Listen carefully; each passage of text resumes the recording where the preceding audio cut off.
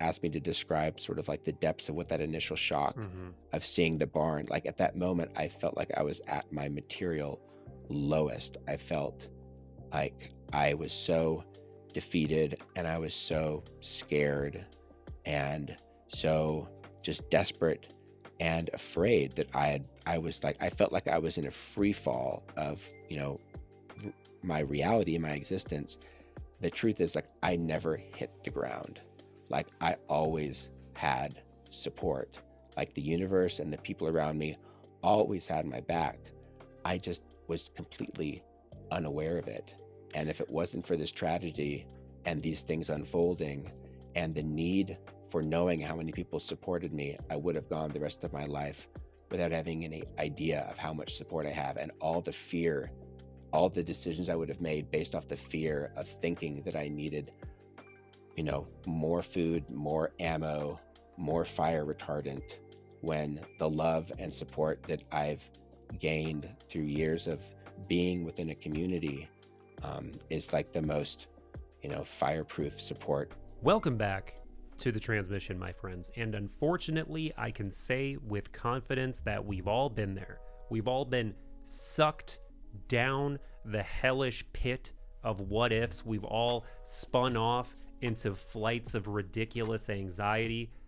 For me personally, if I wake up between the hours of 2 and 4 a.m., I am just an inconsolable hypochondriac for the next hour. But my own nonsensical psychopathy aside, I'm not going to sit here and tell you that bad things never happen. I'm not going to tell you that a tragedy is never going to strike, because unfortunately they do. But when they do, they often don't take the form we expect. They often don't happen like we expect. And sometimes, of course not all the time, but sometimes they're exactly what we need. They're the source of a real initiatory spark. Real growth and awakening can come on the other side of a dark night of the soul. And I really believe that the tale that artist Android Jones is going to share in this mind meld is one such occasion.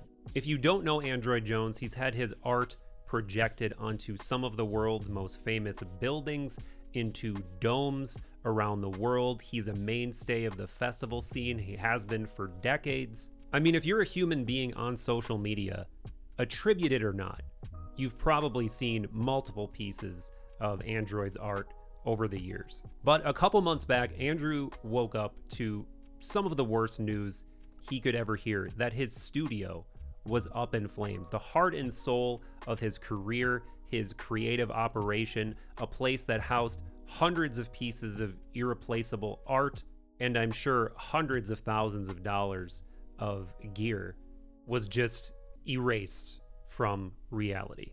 The pictures of this fire are catastrophic. They're heartbreaking. So I've been dying to talk to Andrew ever since I heard the news. He's become, I would say, a friend since we started podcasting a few years ago. He's been on the show several times. He was actually the first guest ever on the show, and we did have a chance to hang in person in LA a few years back. So I was dying to hear his take on this, how he's making sense of it, and obviously just how he's doing. And I have to say, I was honestly shocked by the transformation he's undergone. He seems almost like a different person from the last time we spoke just a few months ago. You'll find the links for all things Android Jones in the description. Tickle the algorithm right now with a like and a sub here on YouTube. It is supremely important to the future of this media vessel, as are the lifeblood of this thing, our 150 or so Patreon patrons, and I hope you, dear uninitiated viewer, will consider joining as well. We've got a book club, we've got a patron-only Discord server, we do Wonder Gym hangs, which are live chats with myself and guests you've heard on the show, and much more at patreon.com/third eye drops. We've also got hundreds of other audio only podcasts that you can only hear wherever you listen to podcasts, including several with Android Jones. So do sub to Third Eye Drops wherever you listen to podcasts. And with that, my friends, let's meld minds with the wise, wonderful, whimsical Android Jones. Android Jones, I have been really looking forward to this one. Um, because in a nutshell, like everybody spends so much time worrying about worst case scenarios, right? Like Hmm. you wake up in the middle of the night or whatever, and one bad thought leads to another, and pretty soon you're imagining something that happens to like a hypothetical pet. You don't even, you know what I mean? You just go so Yeah, it's it like goes 3 in the so far. morning and Yeah. you're on Amazon buying iodine pills, Yeah, exactly. always. Exactly. But you just had an actual almost worst case scenario happen. And whenever those moments occur, they just seem so transformative, so surreal, so psychedelic in my experience, where you almost can't believe they're actually happening. But then you are forced to deal with the fallout of it and actually process it and actually go through it. So it's always incredibly enlightening to hear from a more, I know you're a little bit away from it now, but a more like raw, real, visceral perspective of what that's actually like versus the mental projection of it. So really looking Yeah. forward to diving into that and Uh-huh. so many other things. You wanna start there? Yeah, let's start there, man. Like I guess just tell the story for people that don't Yeah. know.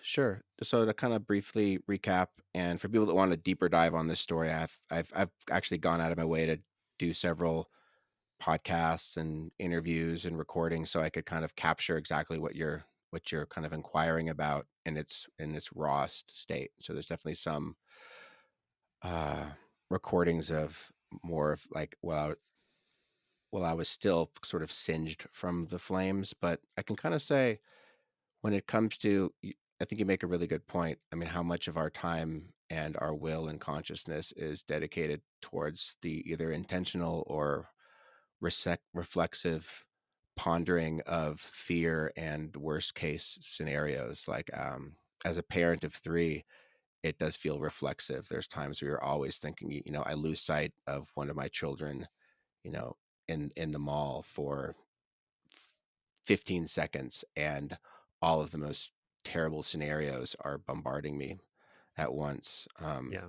So I think it's, we do, there is a lot of mental processing that we have that is directed towards exploring and creating and worrying about these scenarios that, much of them will never happen or out of our control, probably based off just the amount of trauma and fear that we've acquired through our experiences. I feel that as an individual, I would definitely categorize myself on like the farther spectrum of someone that's wired with more fear, Mm, inordinate amount of fear, about the future and the things. And so much of my strategies are about trying to hedge my bets against those fears. I think fears, as unfortunately I've realized, has been a largely motivating factor for our decisions.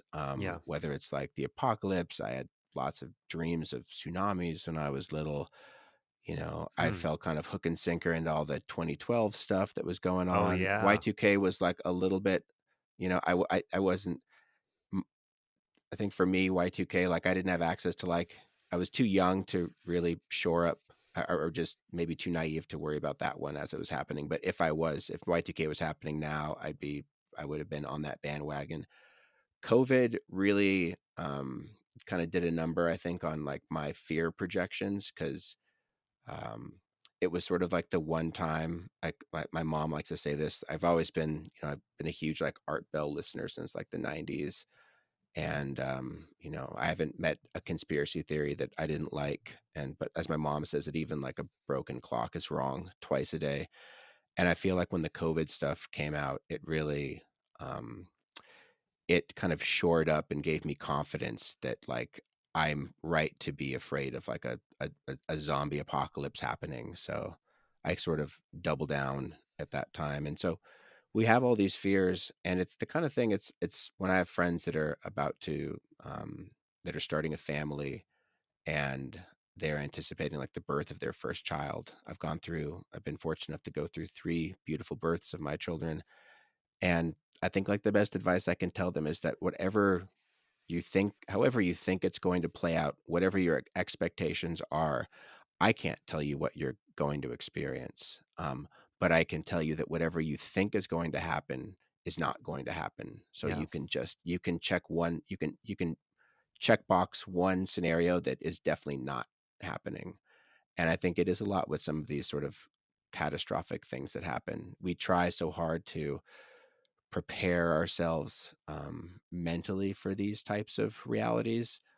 I feel it's like a lot of times with these fears, like we dip our toes into it enough. I felt like when I would say if I was afraid of, I've always had an inordinate fear of fire taking over the barn or burning Yeah. things. We live in Colorado.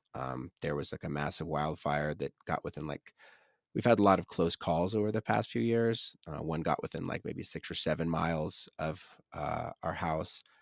And the house and the property we live at it's like a house and a barn that my dad built. So I'm very protective of it as this thing that as the first male Jones, it's sort of my Hmm. duty to take care of. And so um, I've always found that the thing that helped me, it's like sometimes I feel like that the fear is out of my control, but the thing that always helped me with my fear is taking some type of action Yes. to make me feel a little bit safer, even if it's just like a pantomime of that, helped me not think of it so much. So like I lived in San Francisco, I'd worry about earthquakes, like, you know, buying like a pallet of like bottled water helped me. Oh, okay, well, at least I'm not going to, die of dehydration, or getting a supply of food. Like whenever I would do things, if I could put these into some sort of capitalistic mechanism or action, it would help me feel safer. So I even applied a lot of those things to the barn. Like I had a drone that was specifically designed to like be able to search for what I always thought the threat would come from outside.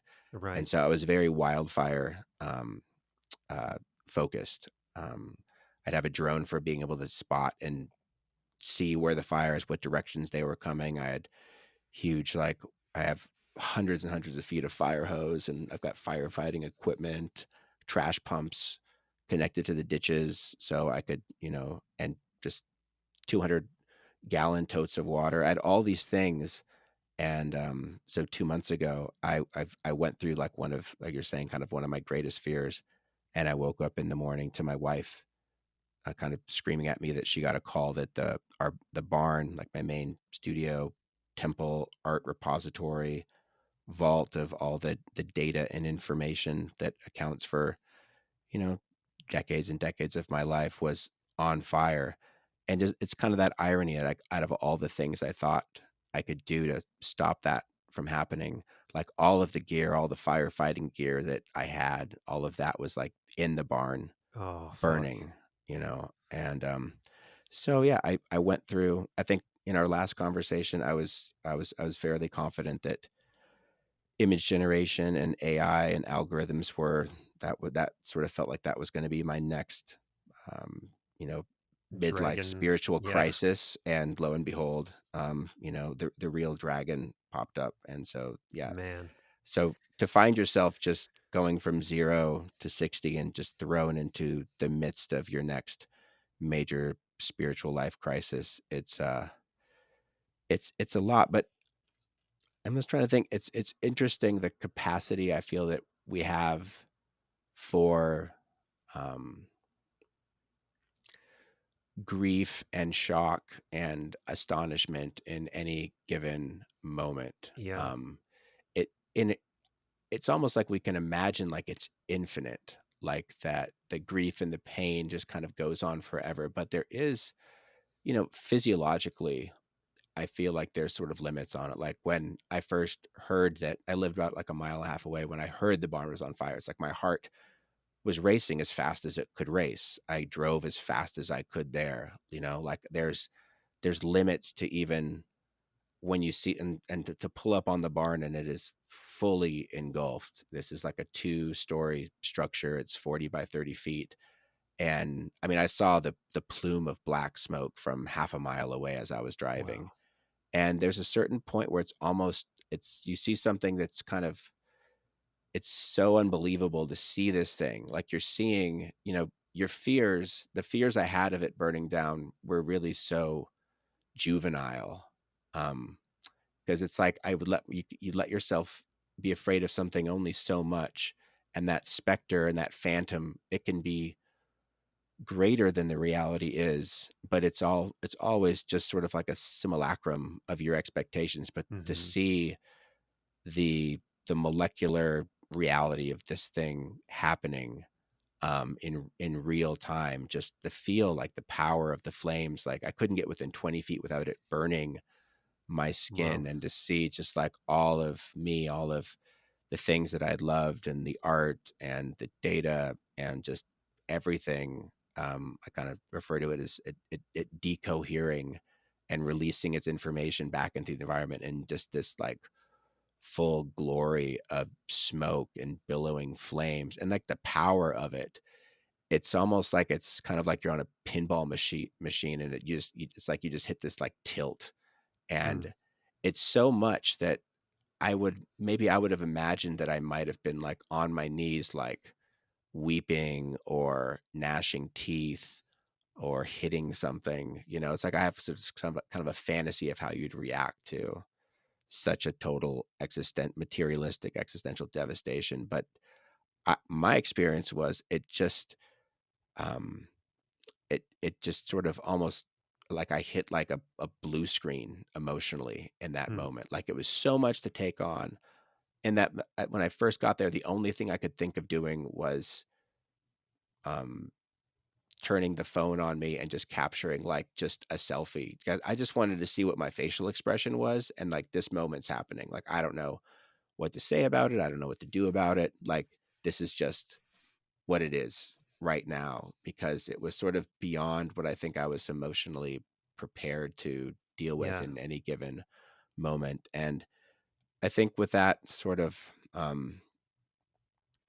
it felt like I definitely was like I had a lot of anxiety. There was a difference when I felt like I could maybe do something.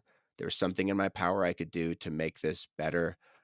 Um, like I had like in this past year, I had like maybe like 80 fire extinguishers I got from an auction. It had been snowing and the hoses were off. Like none of the trash, all the trash pump fire hoses I had were strategically located in an area that would have made no difference here. And the fire department had just shown up. Once I stopped kind of running around like a chicken with my head cut off, thinking that there was something I could do to mitigate the suffering I was going to be experiencing, Mm. and I kind of surrendered that like there's nothing, like this just has to burn itself out. Like there wasn't. It was so on fire that there wasn't even. I all I could do was sort of direct the firemen. I think at that point, the first decision from like a Maslow perspective was just nobody's hurt. How do I Yeah. make sure this doesn't get any worse than it already is? And it was maybe like warning the firemen of new potential dangers. Like if the fire goes over here, there is a lot of outside. I like not only is the barn a working area, but I'd say like within 20 square feet of any of the edges is also I've my studio had sprawled out into kind of an outdoor studio, and so there's some areas where there's maybe 300 cans of spray paint over here, Oh and over shit. here there's something that'll explode, and in this corner of the barn there may or may not be like 3,000 rounds of like live ammo. Oh So like god. it's like that was sort of like, okay, let's just make sure this doesn't, and make sure it doesn't spread to the house or any of the other structures. And something that I've come to realize too in the midst of any kind of disaster, as a feature of our imagination, like it can always be worse. And whether that's a form of bartering or it's the reality, like it could always be worse. We talking to the firefighters, and we had like the full support of all the amazing first responders in our general area. Like it had snowed 6 inches the night before. And so fortunately, this wasn't like a wildfire situation where they had to make, large kind of macro calls. So they were all able to focus their attention. They realized that would have taken hundreds of thousands of gallons of water to put it out. So they just used the water to make sure it didn't spread and just let it burn itself like into its own footprint.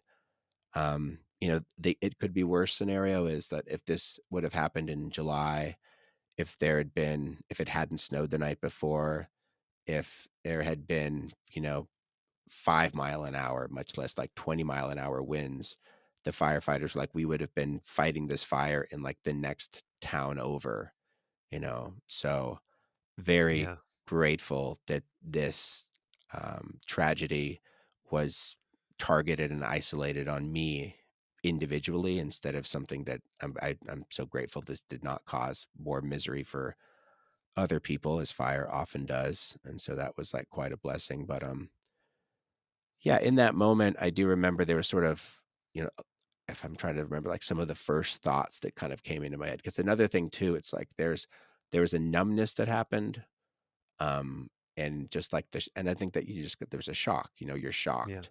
And in that state of shock, it's hard to even understand how you're feeling about that right now. I think my mind kind of went into euphemisms. A friend of mine, Scott, there, where he was recording me, and I remember kind of looking. There was another moment where I'm like, it's like feels so like ridiculous, but like as for like the first 5 or 10 minutes, I feel like all I could do is take videos of this and like make like little selfie videos, which it's making selfie videos is not something that I have a habit of doing.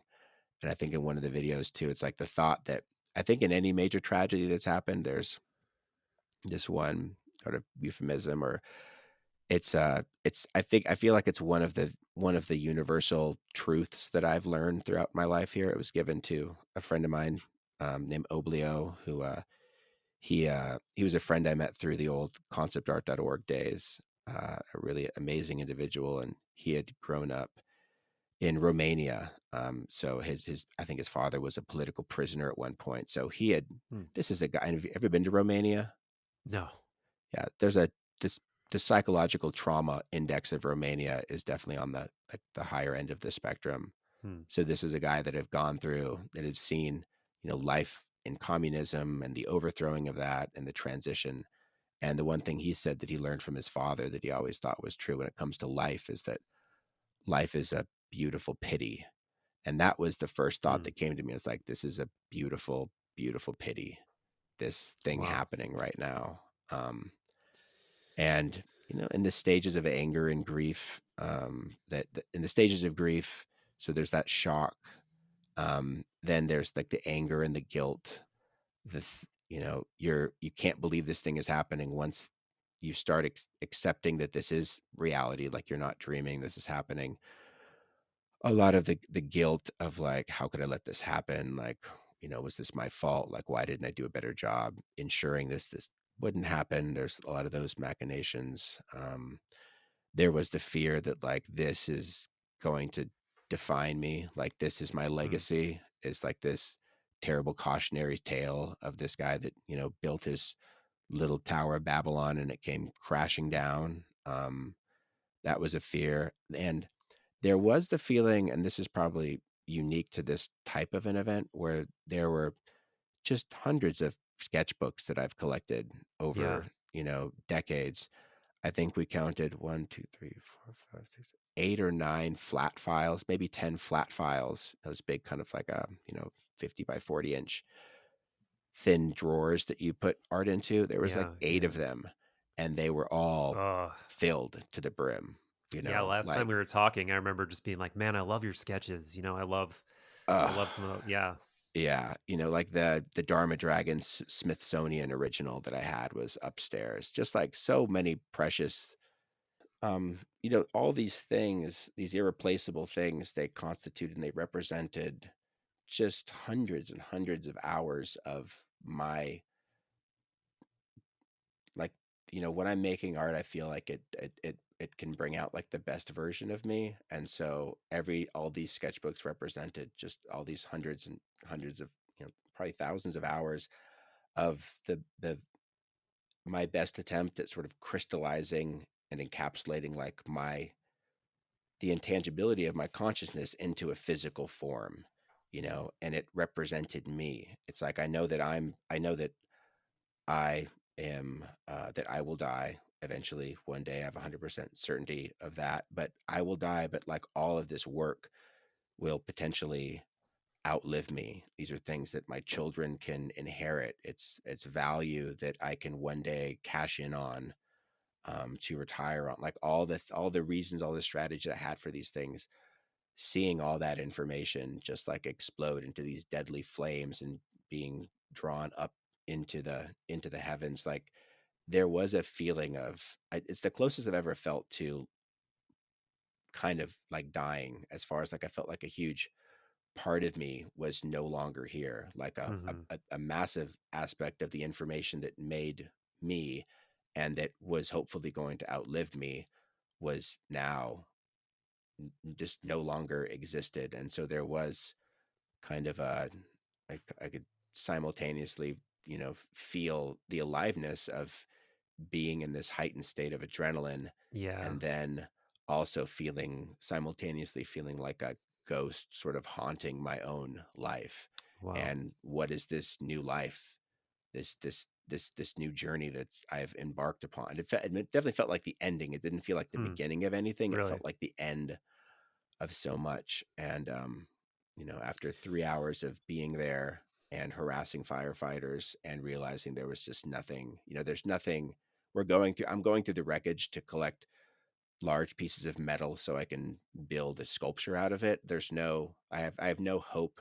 I I kind of hope I might find some of the car keys that were there. I have a sliver of that, but there's no hope in anything beyond maybe like solid steel wrenches, or sockets that I might be able to extract. Like it's a, the fire, there was open flames on this pile for several days afterwards because it was Wow. so densely packed with material.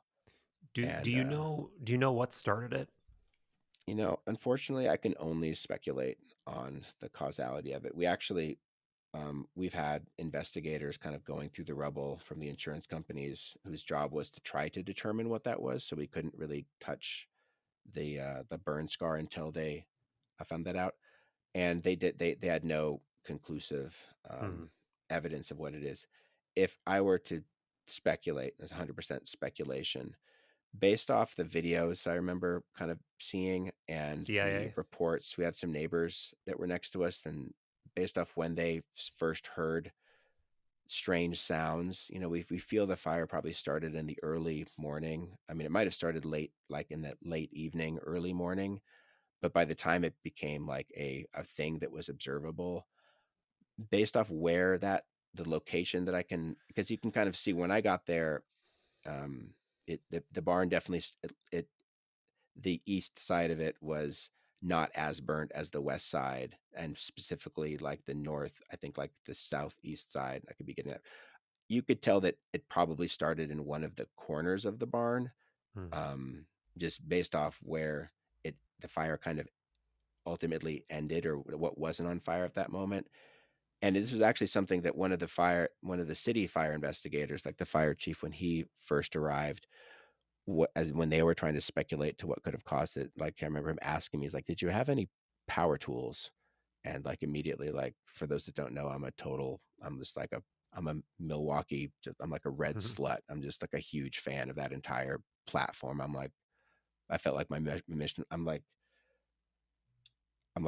With Milwaukee tools, I'm like Pokemon. It's like I have to catch all of them, and so I may have had 25 to 30 different Milwaukee power tool batteries, and that corner is where those batteries were charged. And Hmm. I've been collecting Milwaukee products for like 4 or 5 years, so I had multiple batteries in multiple states of entropy.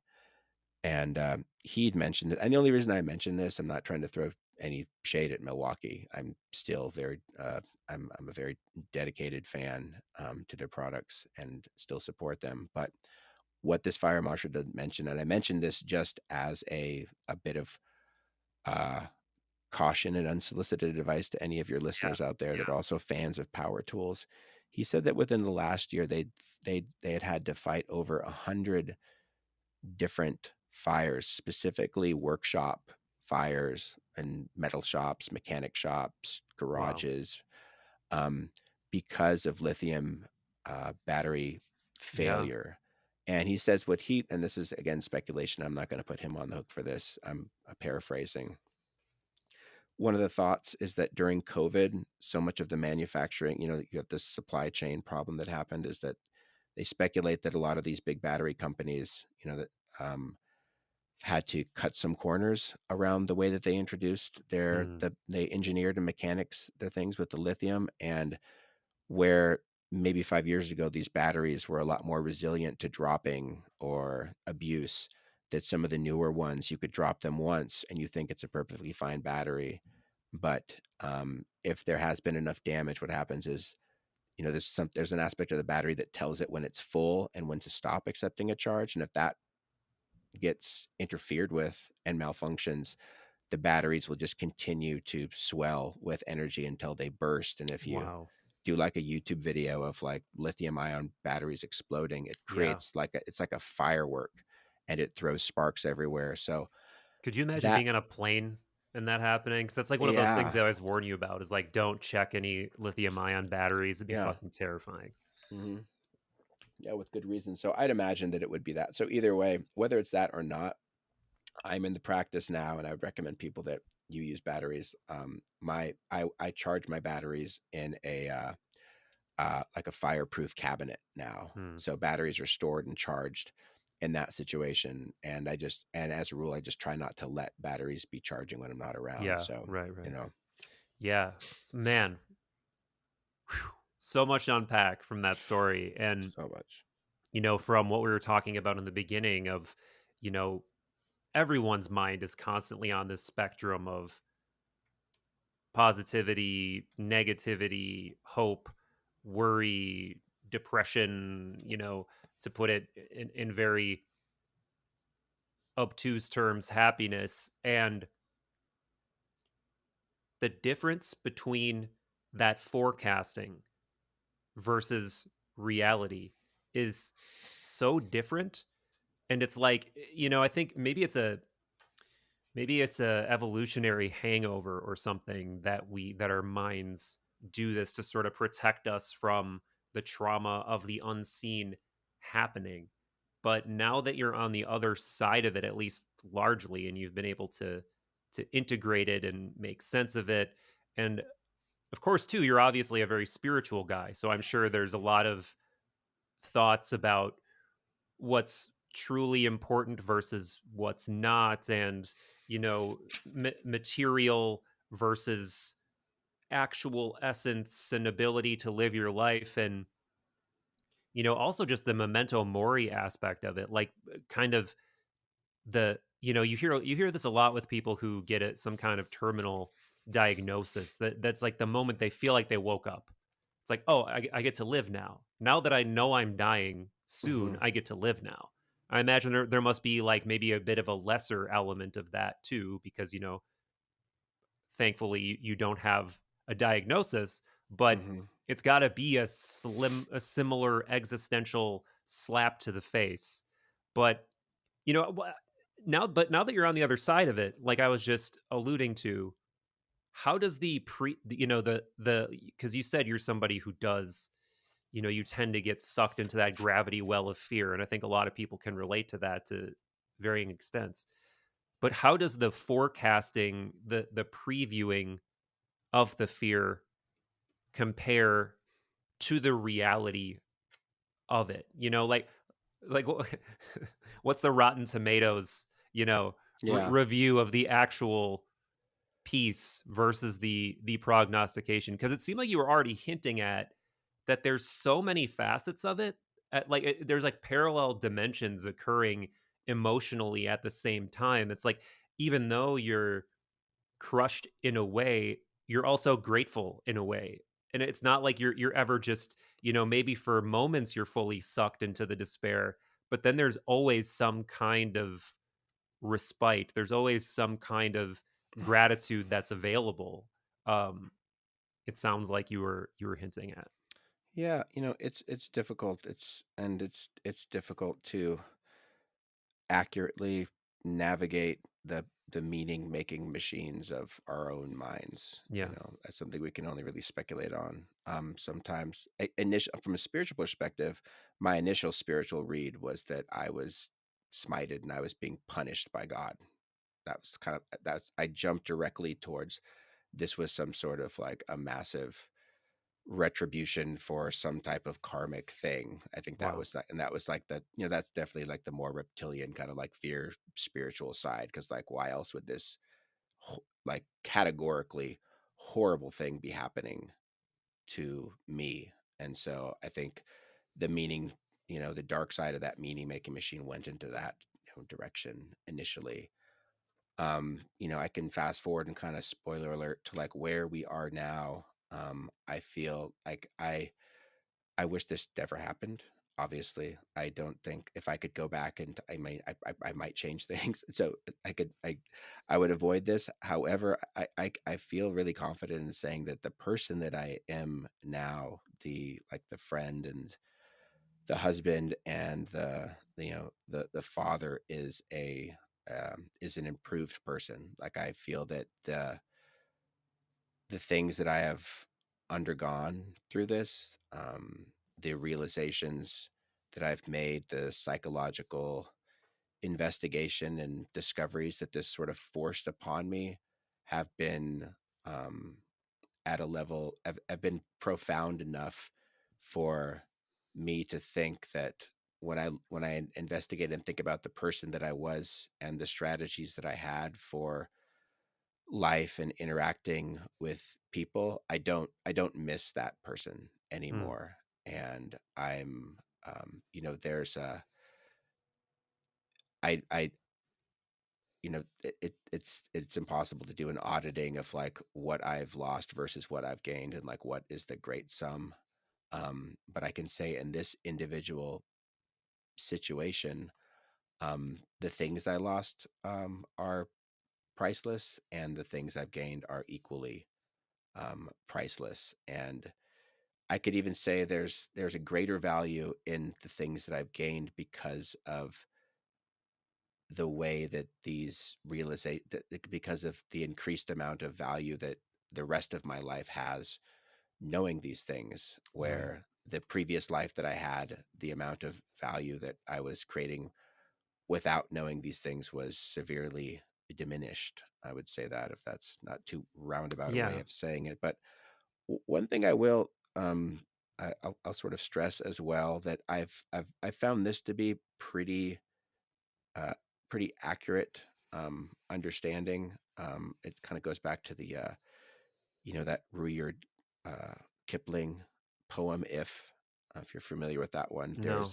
There's kind of a state. It's like if it's this poem, if, and the end is like, you'll be a man, my son. It's like this advice, like if you can do this and this, then if you do X and Y, then B and C. And if you could, it's kind of like an old wise man giving advice to like a young Mm. dilettante.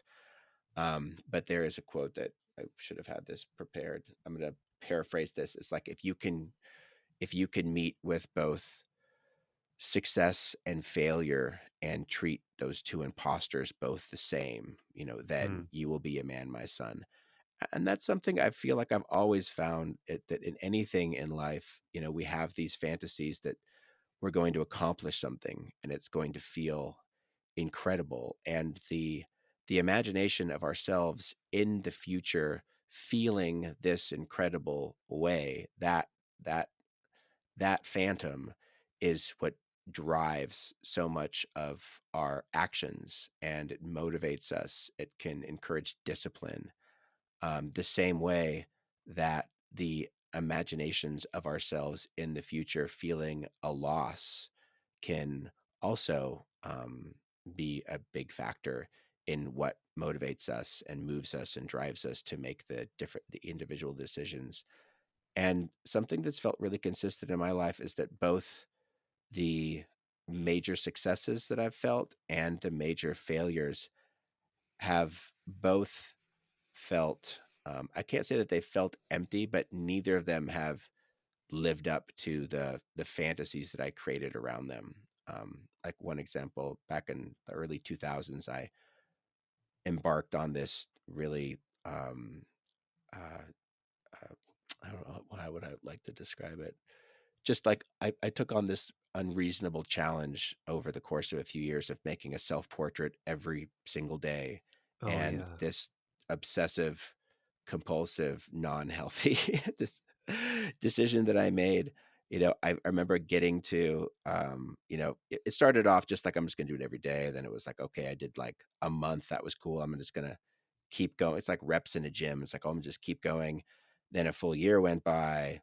Then, I saw all of them at once. So it was kind of it was an inner algorithm that uh, kept, that was responsible for the fuel of its own recreation until it became just such an obsession that I felt like I couldn't stop.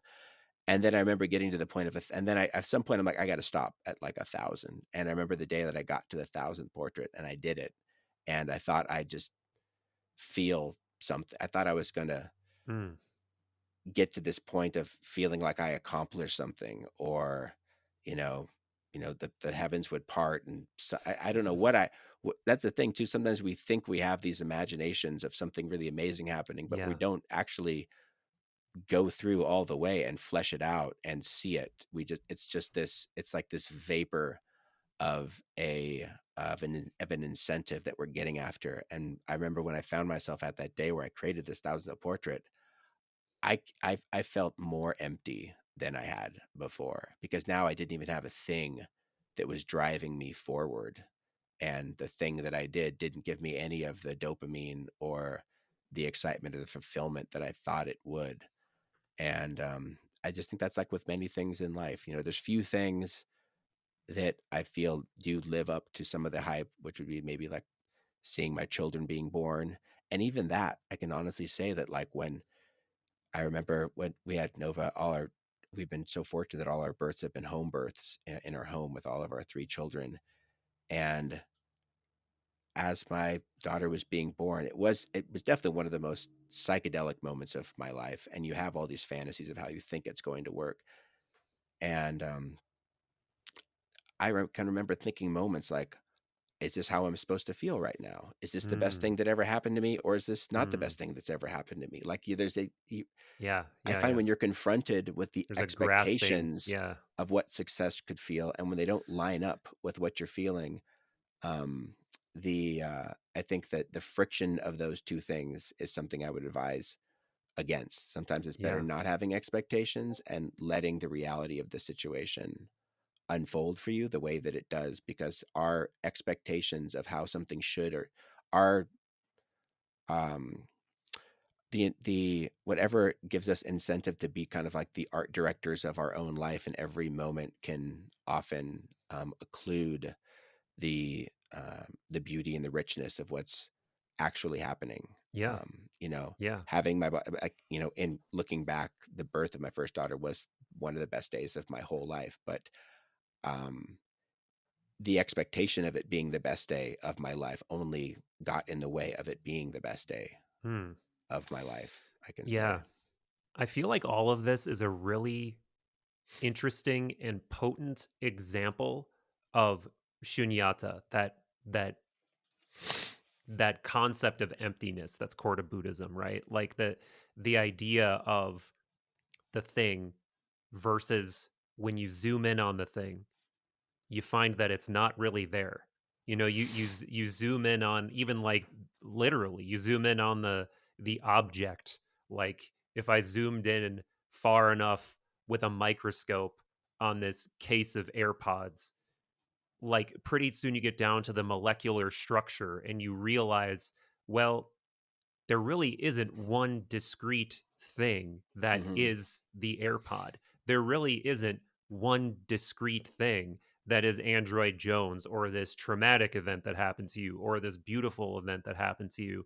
And the mind throughout all of these things is in this constant state of flux and witnessing and emotional ups and downs and neurotransmitter flows and sugar levels and like hungriness and all of these different elements that makes it so that whatever that thing is that we've like solidified as a concept in our mind suddenly becomes an illusion, and we realize that it's an illusion in the moment that we're in the moment. But until you Mhm. actually touch the moment, even just intellectually trying to digest that, we don't get it. We don't get Yeah. it till we're there and we're experiencing it, gnostically. Like we're in the moment, being like, okay, so that's what it is versus the expectation of what it is, what someone else told me or what I built up in my own mind.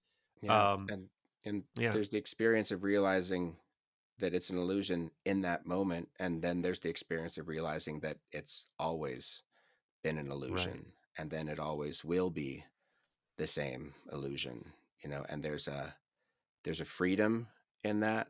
There's a there's a grief in that as well. Yes, absolutely. Yeah, and another angle that I was thinking of too that maybe flies in the face of this or maybe harmonizes in a weird way is, I'm sure you've considered this, the kind of deterministic angle in that, yes, this had to happen, in the Hmm. same way that I'm sure you did not enjoy the um the brain surgery you had as a Yeah. young child. Yeah. However, as we've talked about in previous episodes, hugely integral to the person that you became, right?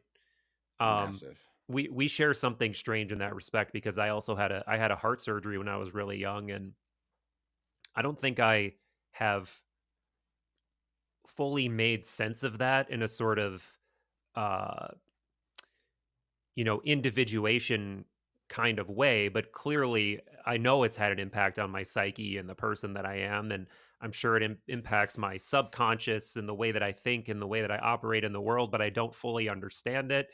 And I feel like every major event that occurs that's sort of like a rite of passage or initiation through trauma or happiness or whatever it is, it's just become so core to who we are that the lines blur between destiny and necessity and like twists of circumstances to a point where it almost, as time goes on, like you develop this 2020 hindsight of thinking this had to happen this way, like this had to happen this way, because if this didn't happen, there are so many interconnected things that we just can't imagine life any differently. And maybe it's too soon for you to feel that way with this event, but because of the person you are and then the things that you're into, I feel like you've probably already at least played with that idea. Yeah. Yeah. I remember, I think at the beginning, I have a lot of really incredible friends that reach out. Some people like leave messages or voice recordings. And, I had a friend of mine he told me that, someday you might think this was the best thing that ever happened to you. And, at that moment, it was very early on. Like I could see there's I'm open to any possibility. So I could entertain that. Yeah, maybe that will happen. Like today is not that day, but potentially that exists as a within a quantum possibility. And yeah, I mean, really, I mean, so much has happened over 2 months, but from a deterministic aspect, even causality, if we kind of went back, like if the barn burnt because of a lithium battery exploding, it wasn't a matter of if, it was only a matter of when it would have burnt down based off my proclivities. Like I think I've come to the understanding that the barn was just a ticking time bomb of possibility and mayhem if that were the case. So I've kind of accepted that. And out of all the times it could have burnt down, it actually was the timing was really great. Um, But can I walk sure. that back a little bit Yeah. though, Yeah. because from the standpoint, of course, if you reduce it down to a lithium ion battery, it seems mundane, right? Oh yeah, But absolutely. but but why was that lithium ion battery there? And if you trace it back and trace it back and trace it back, the common origin point is your own mind and the Hmm. way that you operate in the world, think about the world, the decisions you make.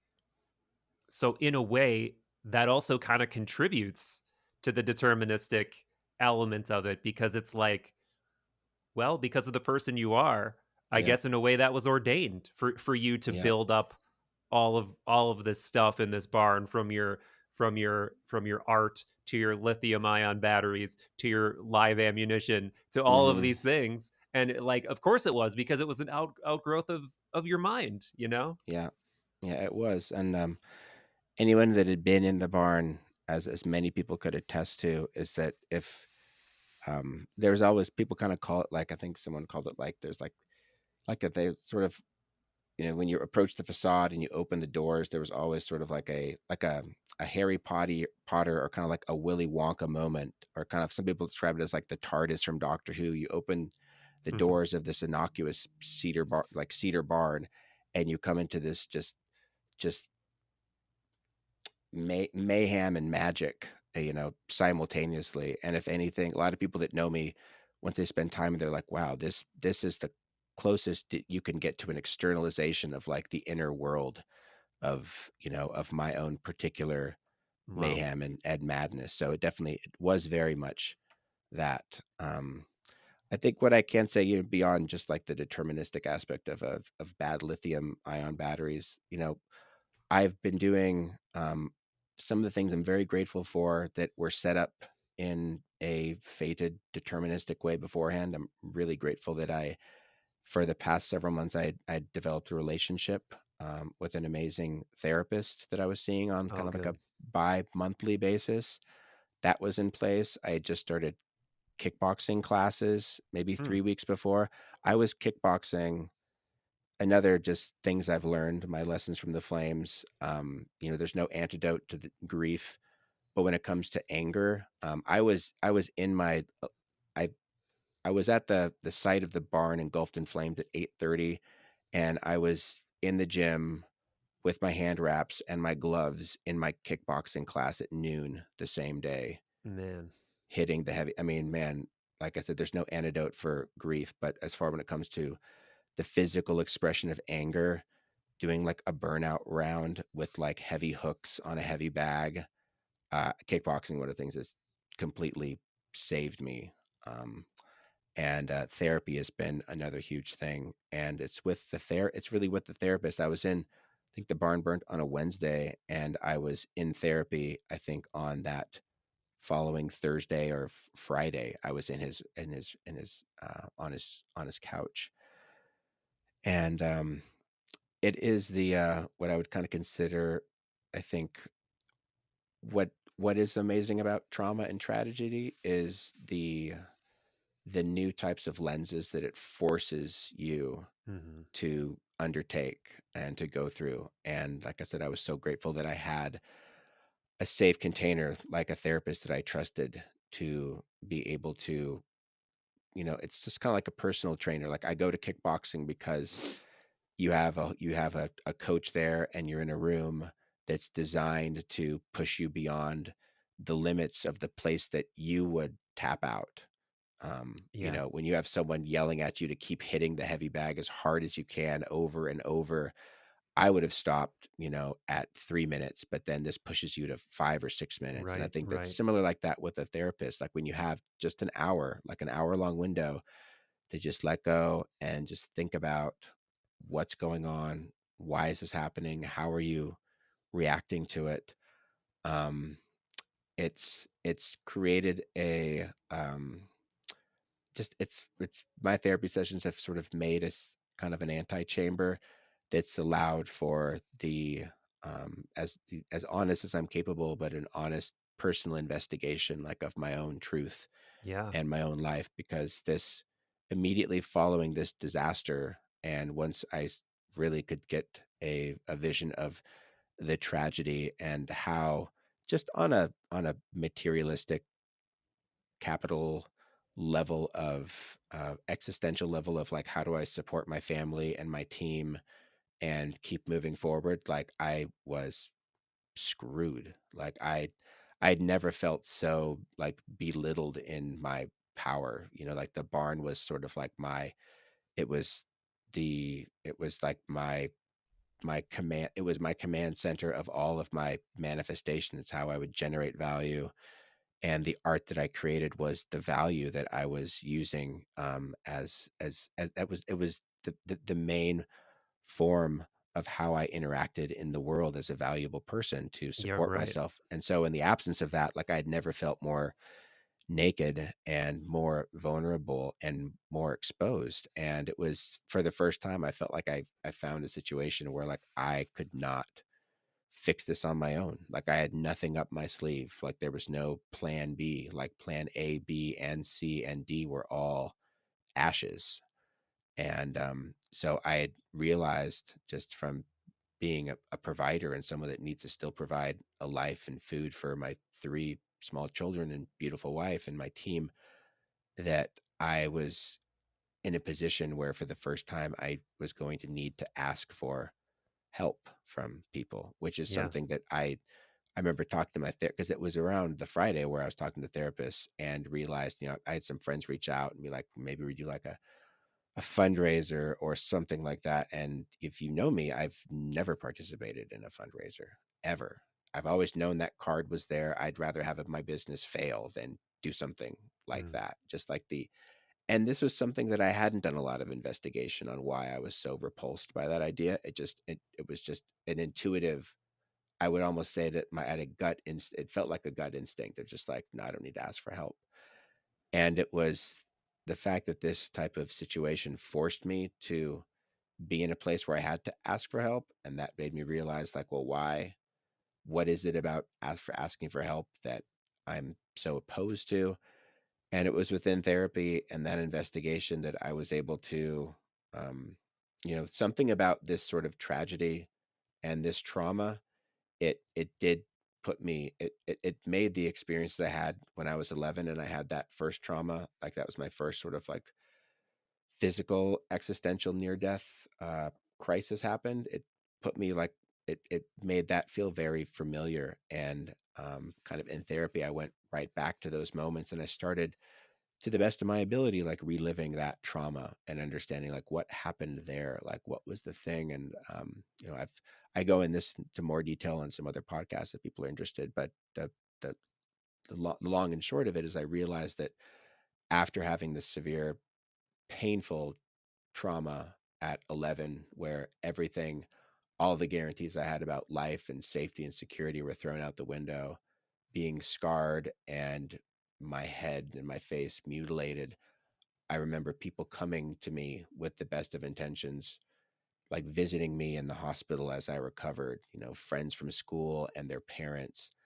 And I remember just how unpleasant that was for me, Mm. to have people witness me in a state of vulnerability that wasn't even imaginable at Yeah. the 11-year-old young, healthy child with loving parents that just thinks he's going to live forever, um, and seeing their reaction to like how just totally repulsive, like I mean, I'm not trying to like exaggerate or make it worse. Like they peeled my face off and put it back together. Like I was not, I was a pretty, it had to be a terrifying sight for, if I had to witness like one of my child's s- school friends at this sort of state. I don't think that I could stop myself from that like reflex of just Yeah. horror.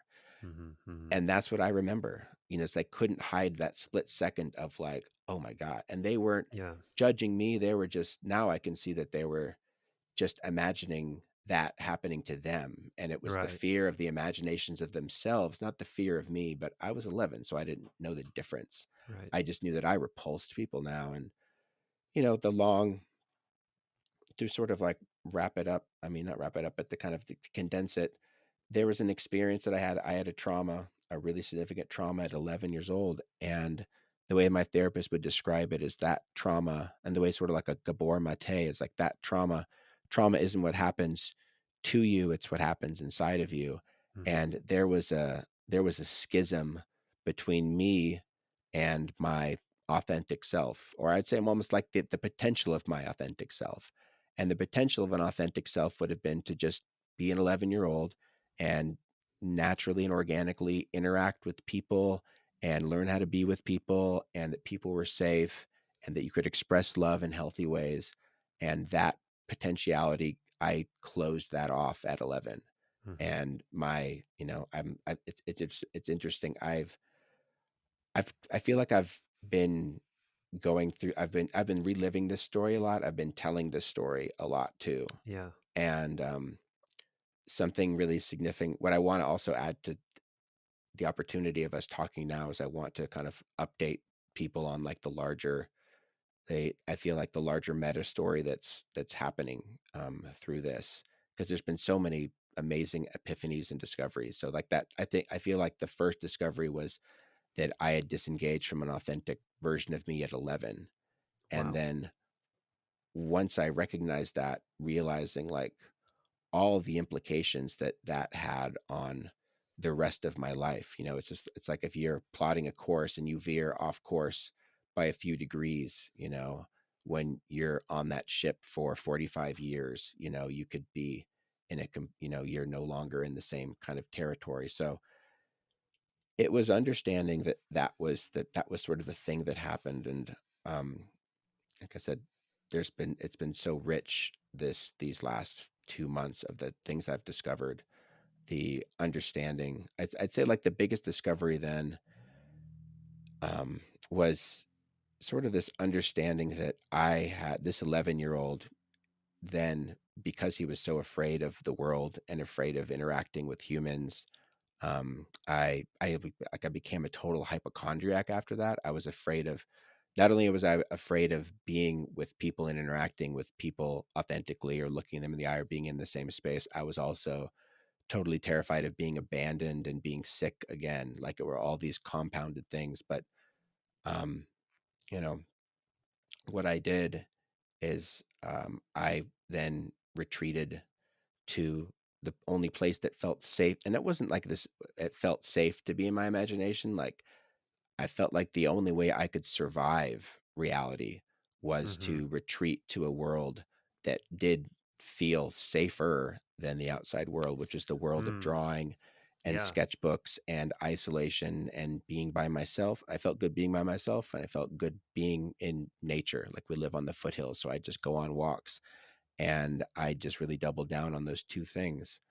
And it's interesting. I've kind of gone through this story a lot, and it was I I've been it's been sort of like almost like a breakthrough, like maybe every week or 2 weeks, not consistently, but that's how the last few months have felt. And I was kind of excited to have this talk with you, because I feel that I had 2 weeks ago I just gotten back from the Envision Festival in Costa Rica, which is events that my friends put on, and I haven't been there for almost like 8 or 9 years.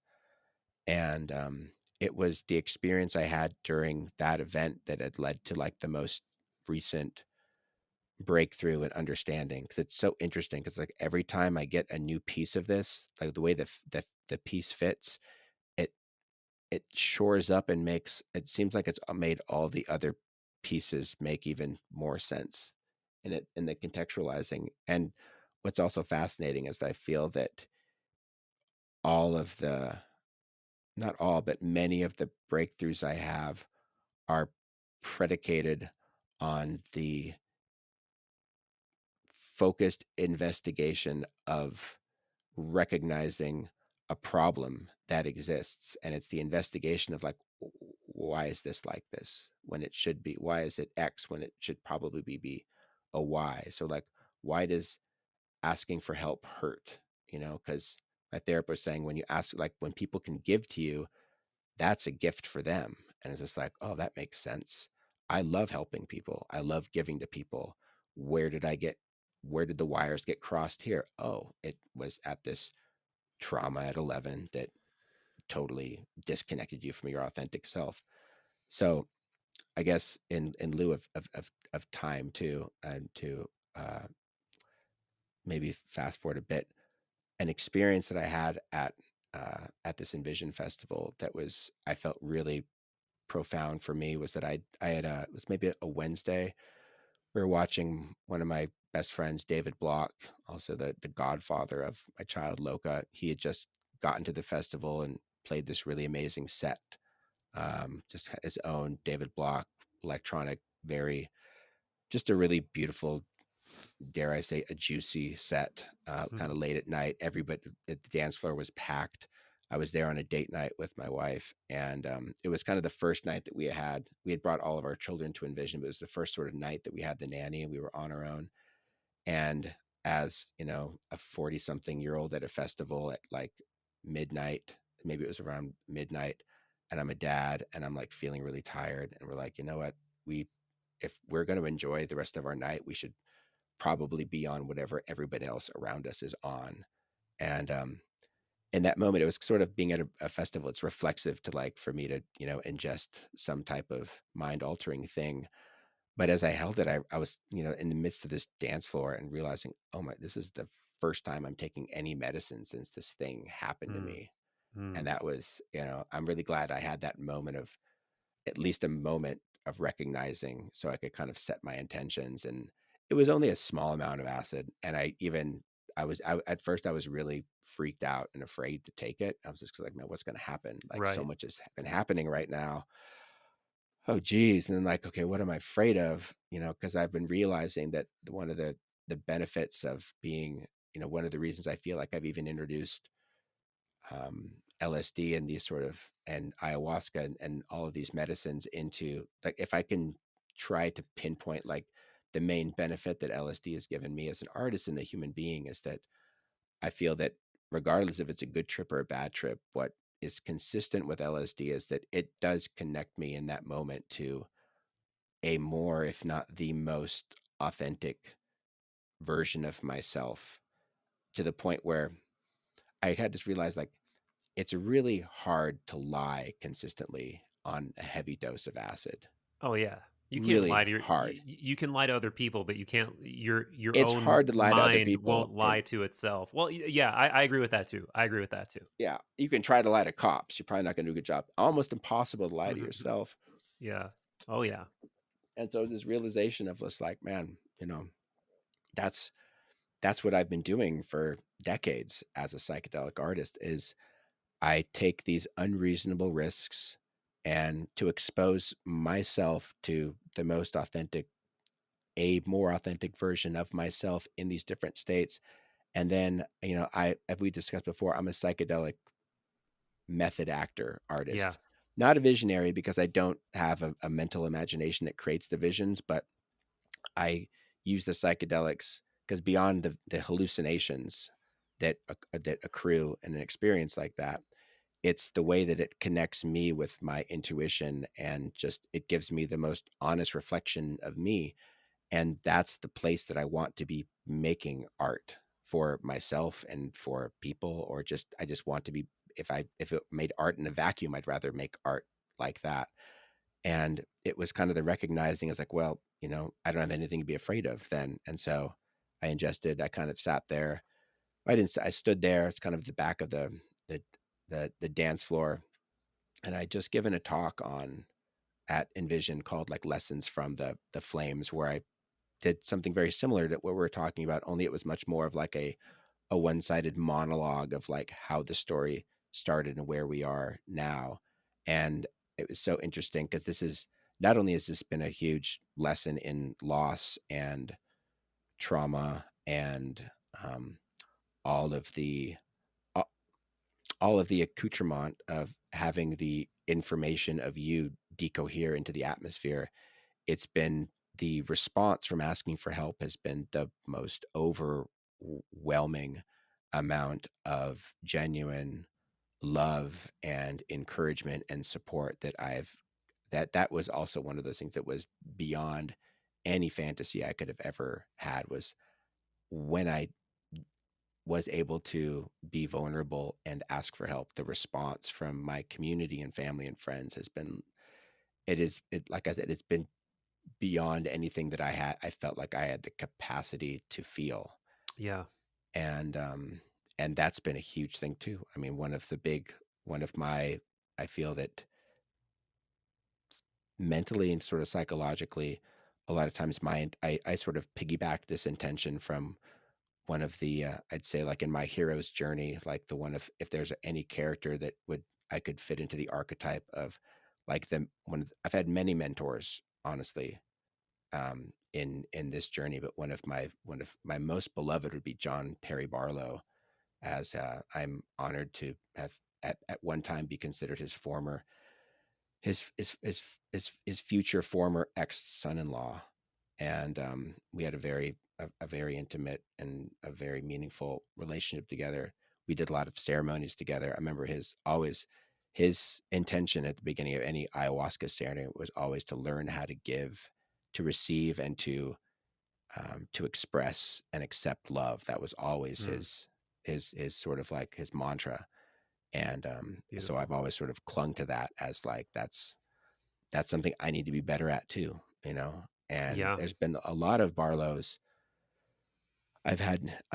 It's really fortunate when you have a mentor that had focused so much of devoting his life on the celluloid recordings, and he lives on onto the internet. Like there's maybe like over like 25 different TED Talks he's given. Like there's so much of him out there that I can kind of go back to. But it's interesting because, you know, it feels like by default there's an expectation that we all know how to give and receive love, or that like it's one of those things that like should be obvious. Like we might not be doing it right, but we're doing our best job of it, and Yeah. whatever we're doing is the best that we can. However, it seems like there's no handbook on how to give and receive love. Like that's also something that we're also kind of making up on the fly. And I will say that um, as incredible, I mean, to go from like the lowest depths of feeling like you lost everything to then lose everything and then be, um, I feel like the where it becomes where this sort of this um, set of events becomes more profound is that I also, through going back into that, if we go back to sort of like the wounded child, sort of realized that like as I, as I disengaged from that 11 at 11 from my authentic self, um, I had to come up with new strategies for, even though I didn't want to be around people and people were scary, the world was scary and unpredictable.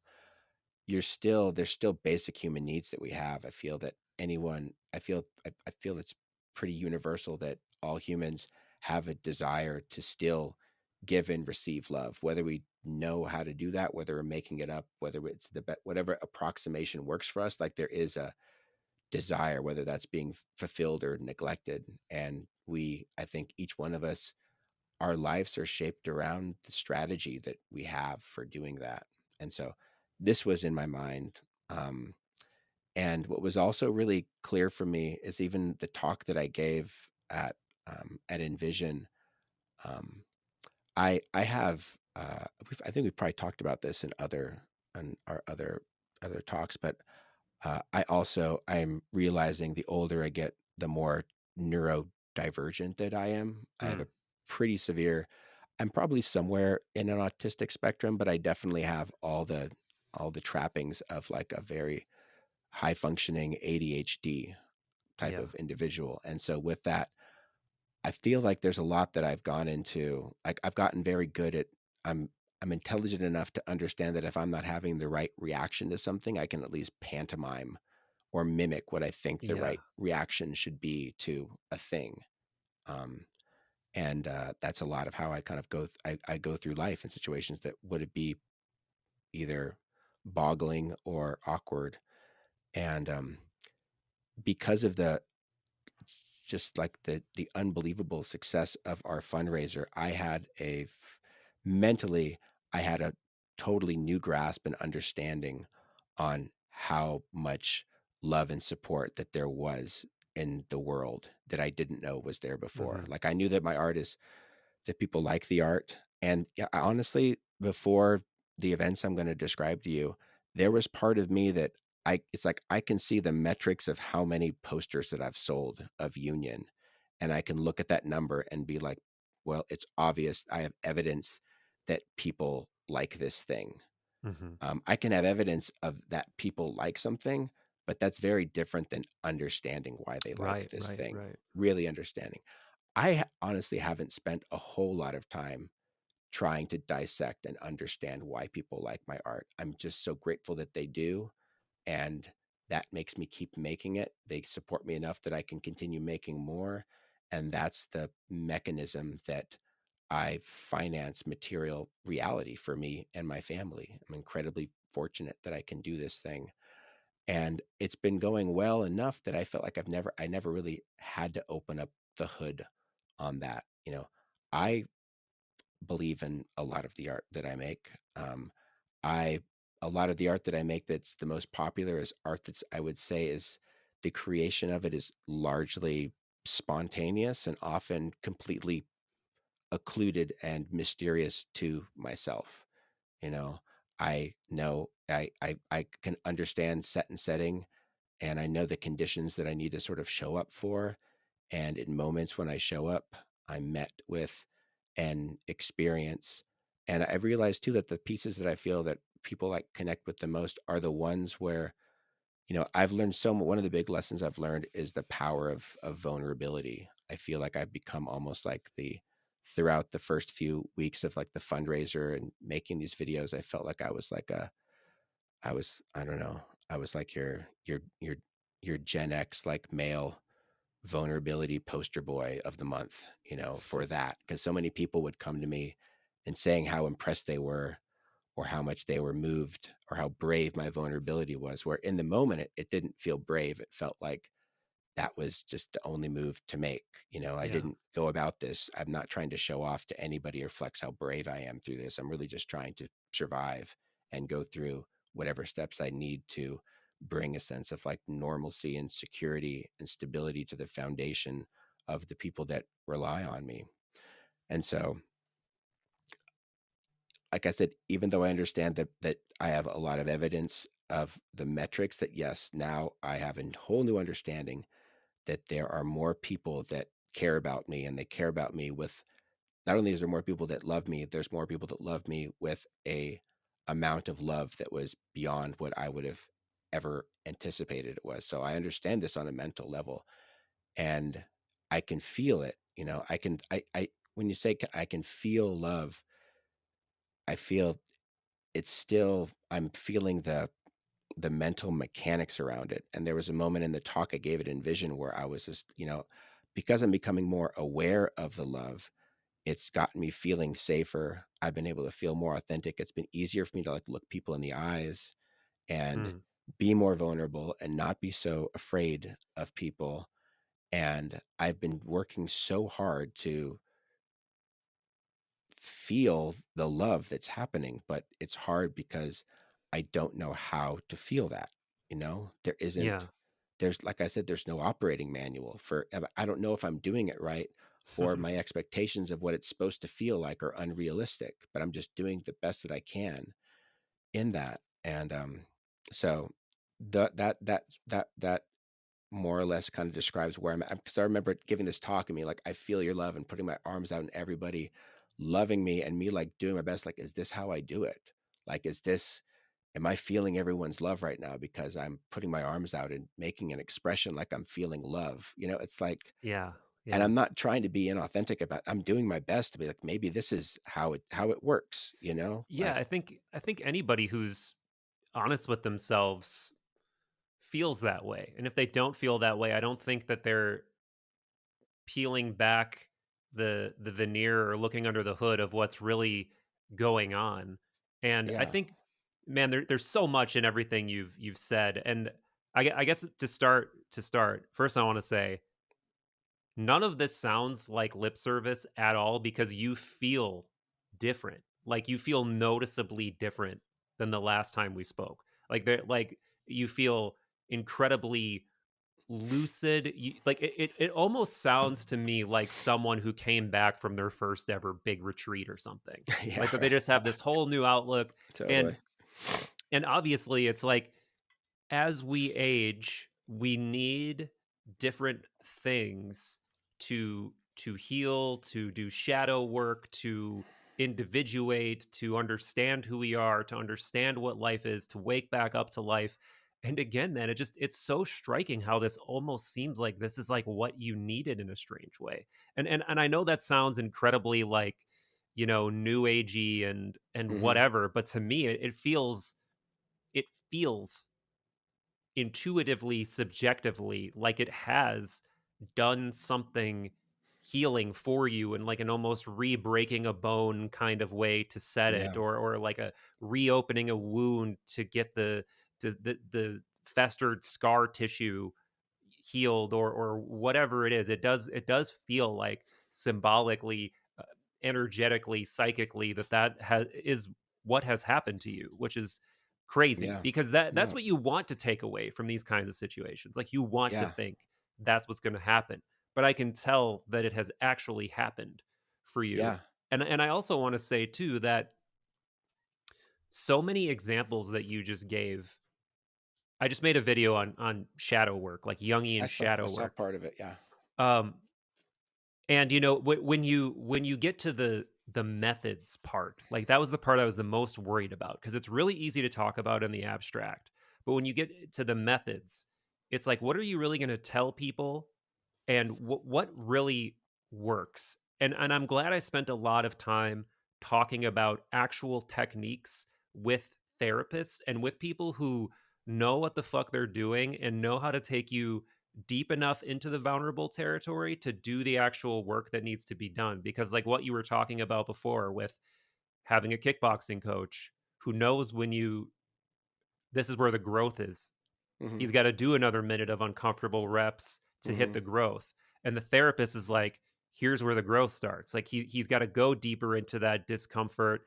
And I know how to guide him to the spot, and I know when to pull back. And we all like to think that we know. We all like to think, like, I'm going to do exactly 10 reps, and that's how many I need. I'm going to do exactly this much journaling or creativity or whatever cathartic activity I think I need for my own mind. Like, we think our own minds can govern our own minds and heal our own minds. Yeah.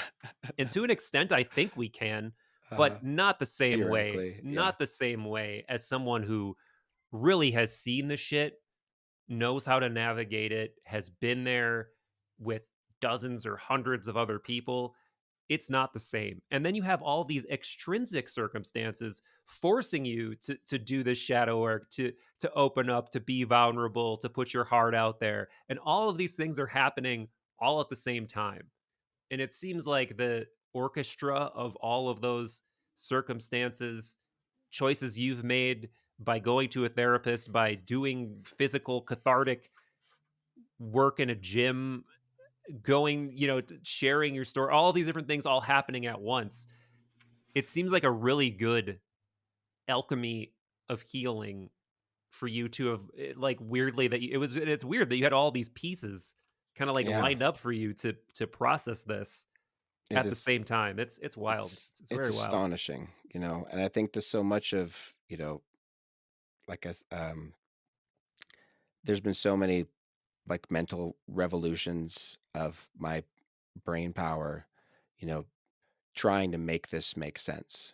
You know, I it's even if I try not to make it make sense, it does feel almost reflexive that like I've got to have this make some type of sense, Right. just in the way of surviving. So that has been I'd say that desire to maybe I could say there's making it make sense, and then there's the challenge and the just accepting too, because I can also accept that I feel like I'm fully comfortable accepting that this may never have made sense to me, and accepting that that would feel okay too. So I've been feel like I've been vacillating between both of those, those two sort of possibilities. And what I can say is that I think where I was before, I'm so yes, going into Envision, I was at this place of um, part of my work. I knew I still had a lot of to do, and I still have a lot of work to do on giving and receiving and accepting love and how that works. Um, I had recognized that there's part of me, and part of the work I have with my therapist is like I I do strive to feel things more in my body, unless I can be very cerebral at times, which is sometimes can work to a disadvantage. But let's say here I am on this dance floor. Like I said earlier that day, I'm still struggling with feeling love, but f- hearing people, it's a really different experience to read comments about the impact this has, or people's, the things people are saying, and being able to interact with my community in the flesh was amazing too, to really like hug people and hold people and look into their eyes. So I was definitely feeling the love on a much more on another dimension, just because of the physicality of this situation.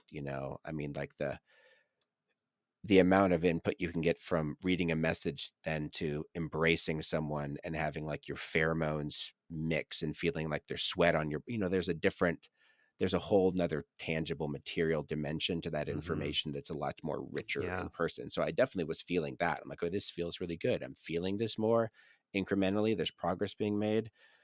And so now I'm back on this dance floor, and I'm listening to David's amazing music. And there's a lot of like, I mean, this was like a contact improv, like sultry, like amoeba of physical interaction on the dance floor that was a little beyond what I was wanting to sign up for that night. So I kind of found a bamboo pole, and I kind of just grounded myself, and I just like closed my eyes, and I just kind of just, I don't, like I said, I don't really see a lot when I close my eyes. But it helped me just focus on like the music and the beat, and I was less distracted by everything going on, while still being within the energetic kind of vortices of Yeah. that, the which was it was a beautiful scene. It was beautiful people. It was a good vibe.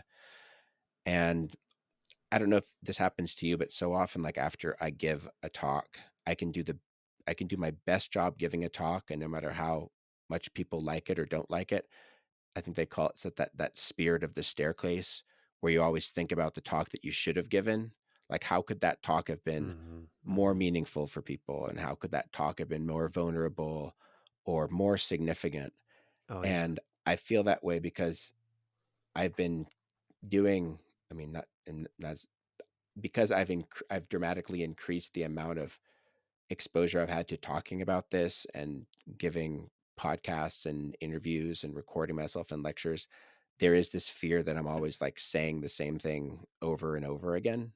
Um, yeah, because I watch a lot of people talk. Whenever I hear, like, if I like watching a lot of Gabor Mate videos. If I see a video where he says the same thing as another video, like, it's not as engaging. So there's a part of me that's always trying to, like, man, how can I shift this up, or Yeah. how can I make it more it's the same with art. For me, as an artist, like, I'm always client number one. I come up with I get bored really easily, and I come up with new techniques and approaches just to make the process more engaging for myself. And hopefully that the end result will be engaging for other people. But um, you know, I I'm the crash test dummy for all of my wild ideas. And so I was there, and I closed my eyes. And as a father too, my perspective on things is obviously that's drastically changed. And I was just sort of there in this moment. you know I could feel the lysergic authenticity kind of kicking in the background.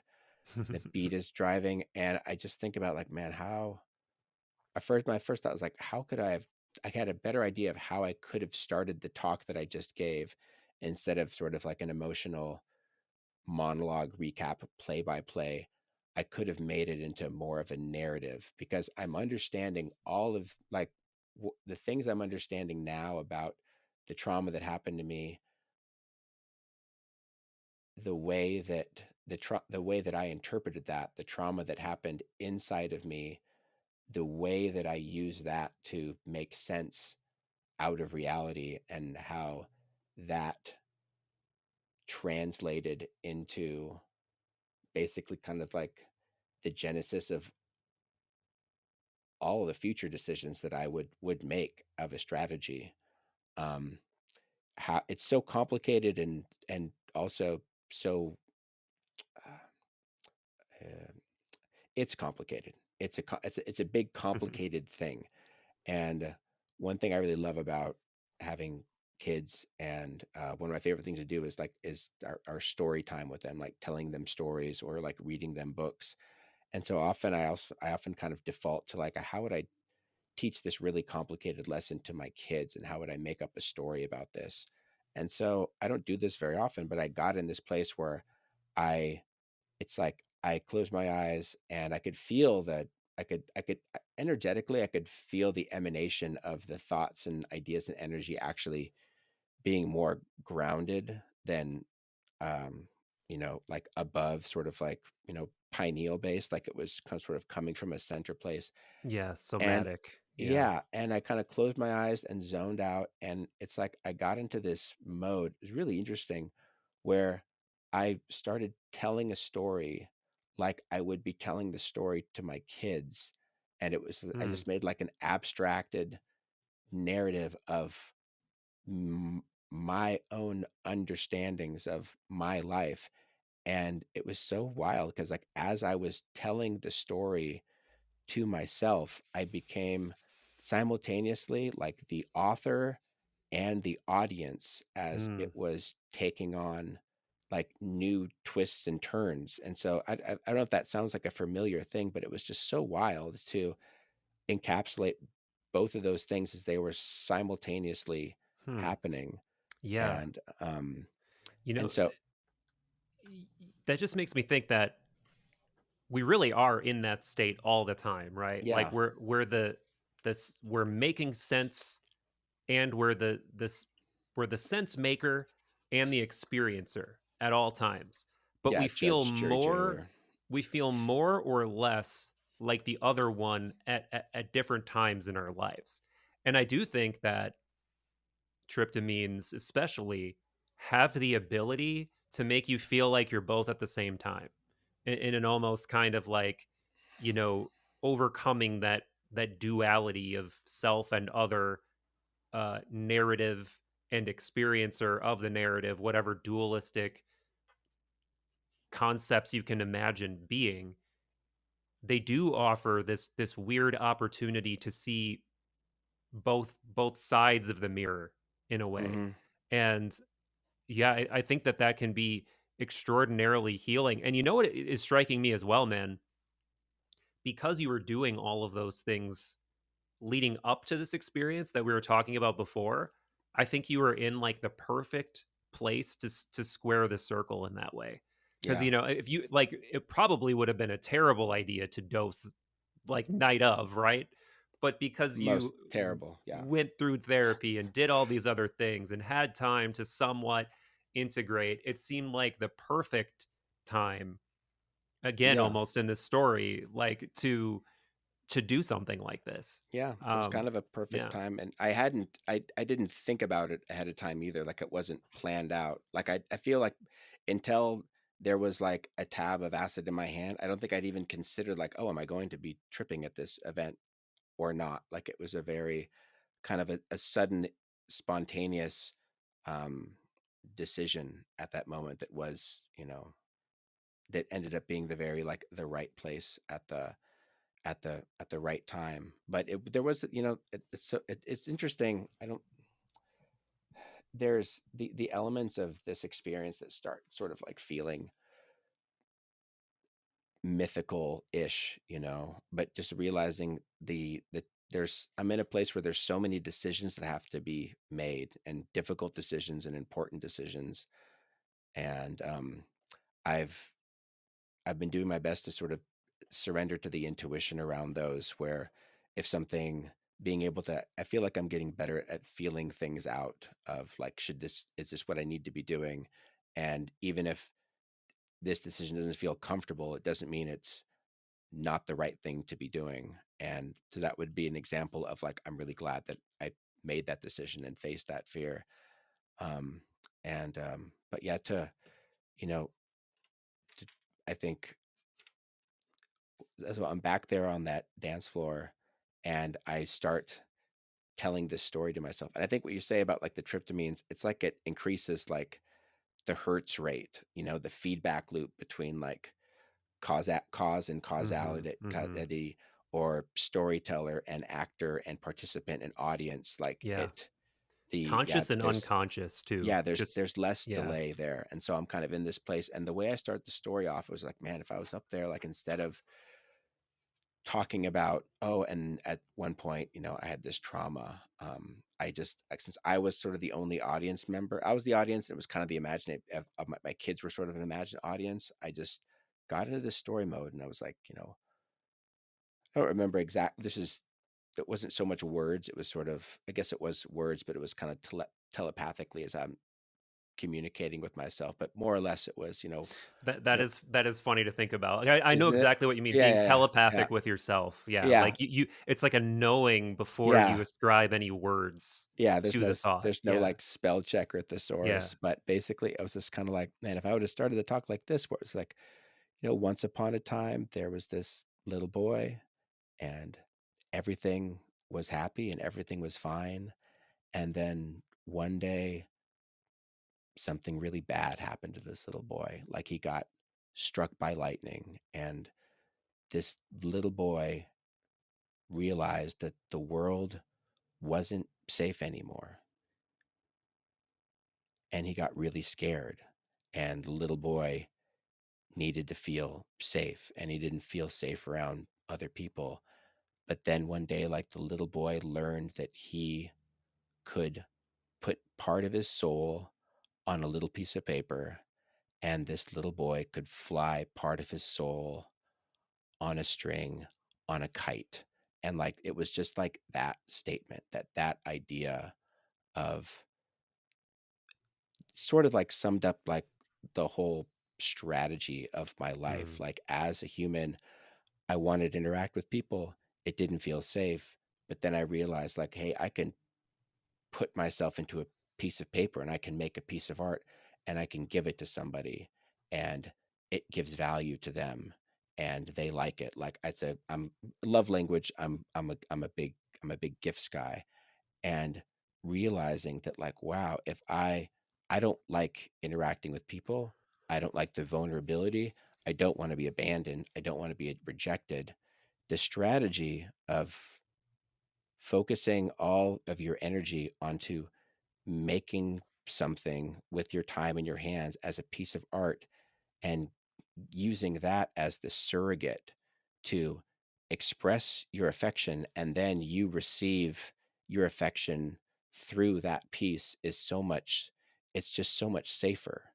And Mhm. I Yeah. realized that that's the strategy that is the cornerstone of like the entire empire of my career. And I was talking about Buddy Zavi, it's like, yeah, he's like, and artists, we put an inordinate amount of time, we're driven to make these things and make this art amazing because we want it to be impossible for someone to reject it, Yes. you Yeah. know? And so I realized in this story that I was telling myself in the moment, like me flying my kite, flying my soul on a string, so other people could see it, so they could give it love. And like that was like the prosthesis that symbolizes the prosthesis of how I've been interacting and giving love and accepting love through this arbitrage instead of directly. And I've gone my whole life, and I've gotten really, really good at that. I mean, Mhm. my first sort of like aha discovery was r- when I saw that all the art that I had made, and if you kind of think of art as sort of like stored love, like people love me because of this art, and then you can get really confused. You can really like, people love me because of this art. If I wasn't making art, what is there to love? And so in this moment where all of my art, all of the terabytes of data and images of 20 years is gone, to be in that vulnerable place and to then receive more love than you could ever imagine, that's it's I think that's almost like the definition of a spiritual crisis, is when you have one way of looking at the world, something out of your control happens and radically shifts you into a totally new understanding of the Yeah. world. You have to make all new sense of the world. So as I'm making this story, I'm in the process of, like, I could feel me making a new level of sense out of the world. And then from there, the story of this boy and the string, that's a whole, that's a children's book that I'll I'll publish one day. I don't want to spoil that story, but um, where I was then. So now I'm closing my eyes. I'm in the jungle. I'm listening to this electronic music. I'm feeling the acid, and there's something about like I feel like when you're hot, when you're on acid in the jungle, it connect like that. Something about that connects me to like every time I've been high on acid in any jungle around the world. Mm. And so, just being there, like the smells and like the moisture and the humidity, it reminded me of, I think it was, would have been like December, kind of January 2008 to 2009. And I was on acid in Brazil at this festival called Universal Paralelo, which was this wild, like psychedelic trance festival right on the beach in Brazil on New Year's, and that at you know pre New Year's Eve and post New Year's, this big celebration. And I remember being there. So I don't know how old I was in like 2008, and there was this experience I had being out there. I was there with some friends, but I was mostly there alone. I remember one of the nights, I think it was on New Year's night, like around midnight, instead of celebrating with everybody or being on a dance floor or enjoying myself or making friends, I was out. I found this little area of the beach where nobody was. And I remember charging up I think my MacBook and taking my tripod out, and I got super high on acid. And I stood there on the beach, like looking at the moon and making art. Like that for me, making it high on New Year's Eve with a Wacom tablet on the beach in a jungle was the thing that made the most sense. And me just like realizing like that's what an unreasonably like just desperate, ridiculous thing for a human being to do is what at first sort of like struck me. And then in my memory of it, just realizing like, man, I did all of that acid because I wanted to be as authentic as I could, because I wanted to make a piece, because I wanted to see it, but I realized in that moment I had this desire to be seen, this desperation. Wasn't even conscious of like needing to be seen Mm. for this. And the piece I ended up making that night was it's called Wanderer Awake. I don't know if you're familiar with that one. It's got like it actually looks like Not me. by It's just name. there's a beach, and it's a black background and a kind of like a light green drawing of a face, and like one eye is a hummingbird and one eye is like an eagle. um it's a pretty it's one of the I'd say it's like one of like the classic pieces that I have. And it was very much like a self-portrait, and it Mm. was like I remember making that work for me, but I at the time I also remember like making it for God. Like this is just me Mm. just trying to reach and yearn and express some type of like value. And what I realized in that moment of sort of like the storyteller and the observer was realizing how much energy it took to, and how unreasonable and risky a lot of the behavior I had that created this body of work that people are appreciating. And there was something about the understanding of like, oh, like the next shoe that sort of dropped was, um you know what I can say that one of the challenges of giving and accepting love, and I think what probably in the hierarchy of like what is the big what are the bigger goals and the bigger questions, when I think it even comes to just life in general, this is also kind of a Barlowism, is like he had this one quote where he believes that we are on this earth in order for love to make sense. Like that's one of our missions, is to Mm. find a way that love makes sense.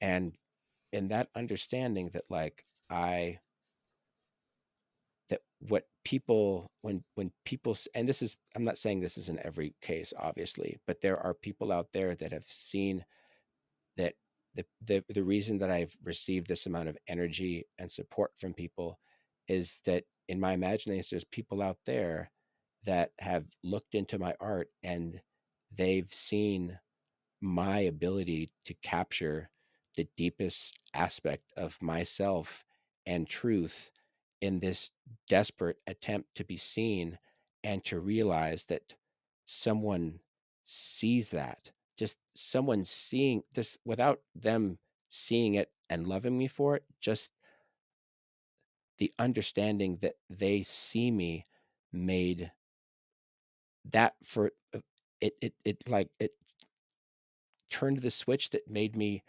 realize why people could have such a reaction, and like it made their love make sense.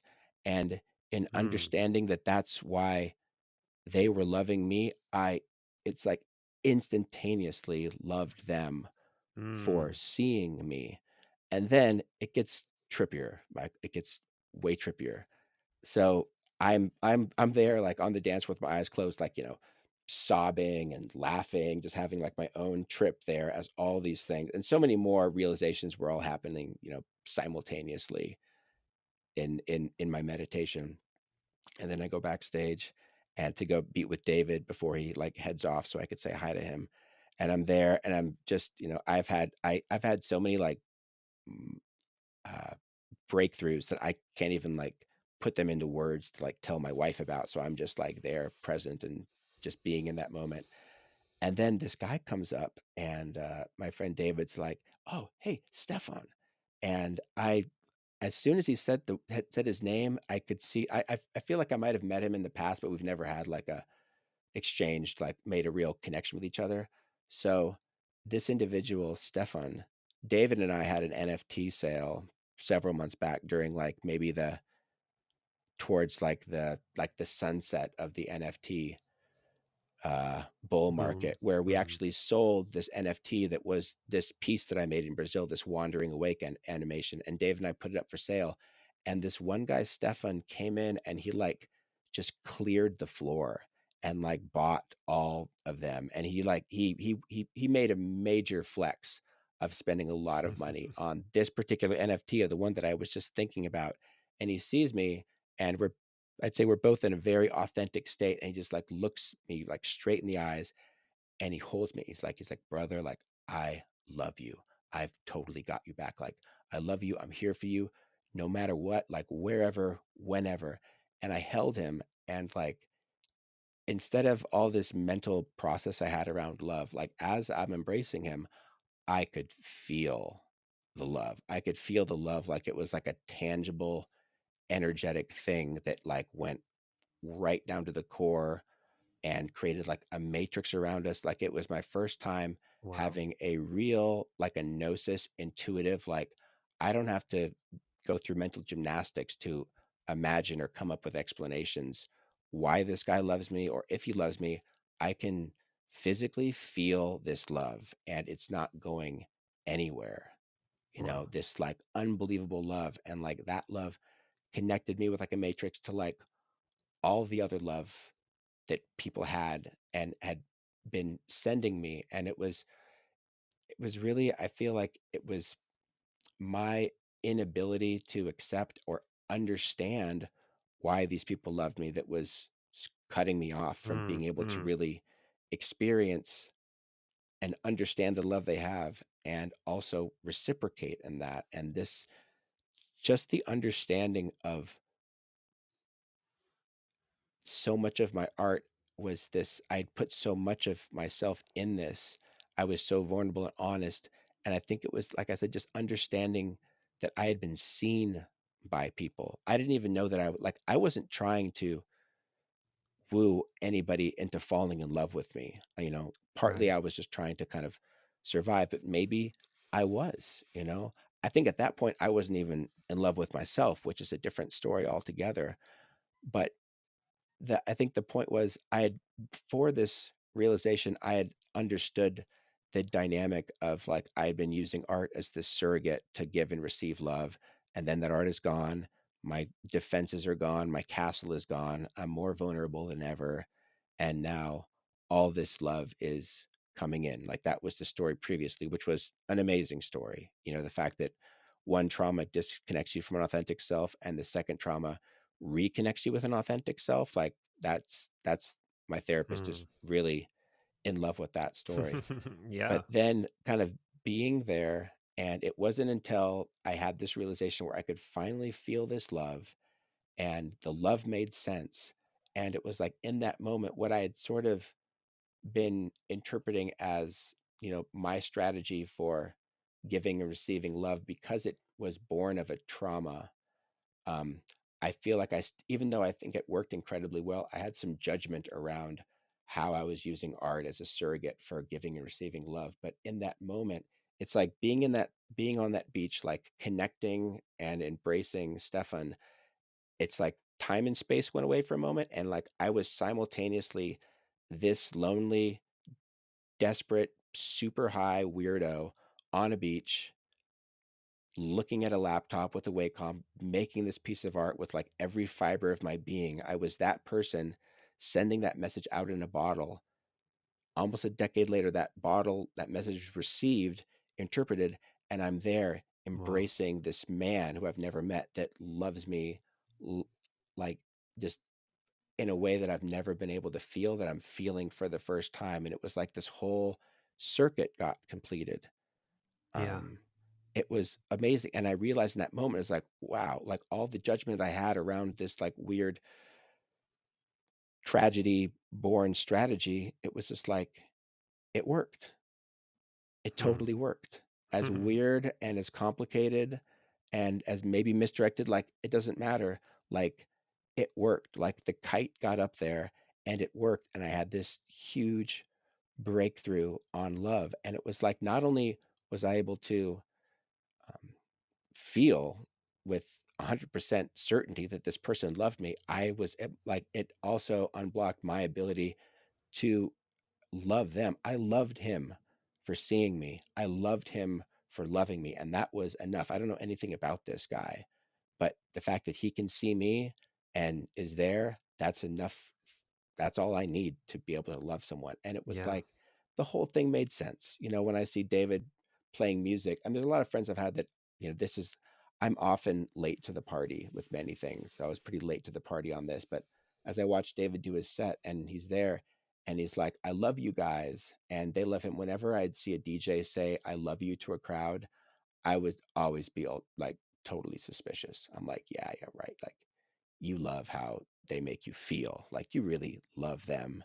And I've been guilty of that in the past. I say I love you because I feel like people are expecting me to say I love you and they love me. And maybe that's just a semantic of language, because Hmm. my love means something, that your love that means something. I mean, it's hard to, it's such an overused word, but because of this experience, like I got it. And I realized, oh my gosh, David does love these people. And now when I'm in front of people, like I do love people and I can feel them loving me. And it's just, it might sound really, I don't think it would sound trivial, but it might sound like a really obvious thing. But to go your entire life not understanding this and then understanding it like all at once, um, was it's been an incredibly profound thing. But I can say like the results are, I mean, from that moment onward, like my interaction with everybody at that event was just so much easier, Hmm. because I find that like when you're disconnected with your authentic self, no matter how much scaffolding you create around your life to make up for that, or to come up with different strategies and to sort of insulate yourself from the liabilities that creates. I feel like even before, when I would give talks or give presentations, I would work so hard, like making sure like I had like all my slides or like all my talking points or all my things. And I felt like there was always, even when I'm talking, there was always like an intermediary of me thinking about what I was going to say and making sure it was the right thing to say, and almost like editing it on the fly and then saying it, which Yeah. makes a lot of my talking feel like very strange and robotic, which I can recognize that's a thing. But it's like once this happened, it's just like I realized that so much of this scaffolding was maybe me being unconsciously being aware that there was an artifice here that wasn't real. And I think maybe my fear was to be found out that I wasn't being authentic. And so I would work really hard to encapsulate that discovery from ever being discovered. But once I felt, and uh, that Stefan said to me was, it was just like just something about him just saying that, like, we've got you, like, we've totally got you. He mentioned something about something he'd learned from ayahuasca, like when the child is hurt, the child strives and cries and yearns, and when the child is held, like, the child feels safe. And me realizing in that moment, like, feeling the just like the energetic materiality of his love made me realize how much love that there was there. And that I, even though, like, that when you asked me to describe sort of like the depths of what that initial shock Mm-hmm. of seeing the barn, like at that moment, I felt like I was at my material lowest. I felt like I was so defeated and I was so scared and so just desperate and afraid that I was like, I felt like I was in a free fall of, r- my reality, my existence. And as I was embraced with Stephen, I just realized it's like, that even the experience of me having that was a total pantomime. The truth is, like, I never hit the ground. Like, I always had support. Like, the universe and the people around me always had my back. I just was completely unaware of it. And if it wasn't for this tragedy and these things unfolding and the need for knowing how many people supported me, I would have gone the rest of my life without having any idea of how much support I have, and all the fear, all the decisions I would have made based off the fear of thinking that I needed, more food, more ammo, more fire retardant, when the love and support that I've gained through years of being within a community, is like the most, fireproof support Hmm. I could have ever imagined. You know what's crazy too is that that building was how you generated the material necessary for you to feel seen, to generate an income, all of these different things. And to you, I mean, if I would have asked you pre-fire, you know you would say, well, this is how I get love, this is how I get attention. Without this, I wouldn't have anything. And then ironically, it's the sacrifice of that exact thing that gave you real love, that gave you an actual, Yeah. like, a feeling of non-conflated love, of pure love, of absolute heart chakra explosion, you know sort of epitome, platonic ideal of love in an undeniable moment. And in some ways it's funny that it's like it's almost like the simulacrum, the sacrifice of the simulacrum, the idol of the thing, freed the spirit of the thing, kind of. Yeah. It's so wild. I mean, it's so wild. And even like that night, like the amount of love that was, once I'd gotten the barriers. And that's another irony, is realizing that all the things, I mean, it's like you work so hard to create this like streamlined, everybody I feel is trying to have the best life that they can. We're all on Sure. some level trying to live our best life, and all the things we do and all the ways that we think we're doing it. And to realize that, like, all the things that were in my way of being able to feel love and accept love and be with people, that, like, all of the barriers were completely self-created, and they would have been able to disappear at any time, and they were only waiting on me being able to recognize and acknowledge them, to feel like I'd almost been in like a prison of my own construction, Hmm. based off strategies that were born from ways of trying to survive and make sense of life and trauma. Like, it is so wild. But I can say what's really, um, the thing that's made, and you know, we are both people that do ceremonies and have epiphanies and realizations. I'm sure either of us were no stranger to the idea of like a new breakthrough or a new realization and a new way of us like making sense of life. But for me, the thing that makes this whole thing feel, you know, different, different than I'd say the other many of the other big kind of aha moments that I've had in my life is that this one in particular, especially this, and I'm like I said, I'm sure there is a lot more, there's so much ground to be broken through. I'm sure there will be by the next time I'll have another existential breakthrough or breakdown at this rate. But I can say with my own amount of confidence what felt different about that evening, and even as I was sort of reflecting on our drive home, like back up to our house that night, was that I felt it was really it was the way that love made sense, and it was almost the forgiveness of realizing that like it all worked out, where I am now, even though I don't have as much stuff or art, is I feel like I'm in such a dramatically it's I mean it's I could say better place. Like it's a fundamentally the like the flame and the motivation behind my actions are fundamentally different than they were before this. Hmm. It felt like in that jungle, I think it was probably while I was like embracing stuff, and it felt in retrospect, it felt like I went through the entire revolution of like my character arc, like the loop is like an Ouroboros sort of like meeting itself, and the whole fruition Hmm. of the character arc finalized in itself. And it's just unbelievable to feel that. It's like it's closure and it's like opening at the same time, and it's acceptance. And when it comes to things making sense, when you can get to a place where you feel like your character arc like has has has caught up with itself through its trauma and everything it did. um it's the kind of thing, like I don't know if I was ever even expecting that kind of thing to ever happen.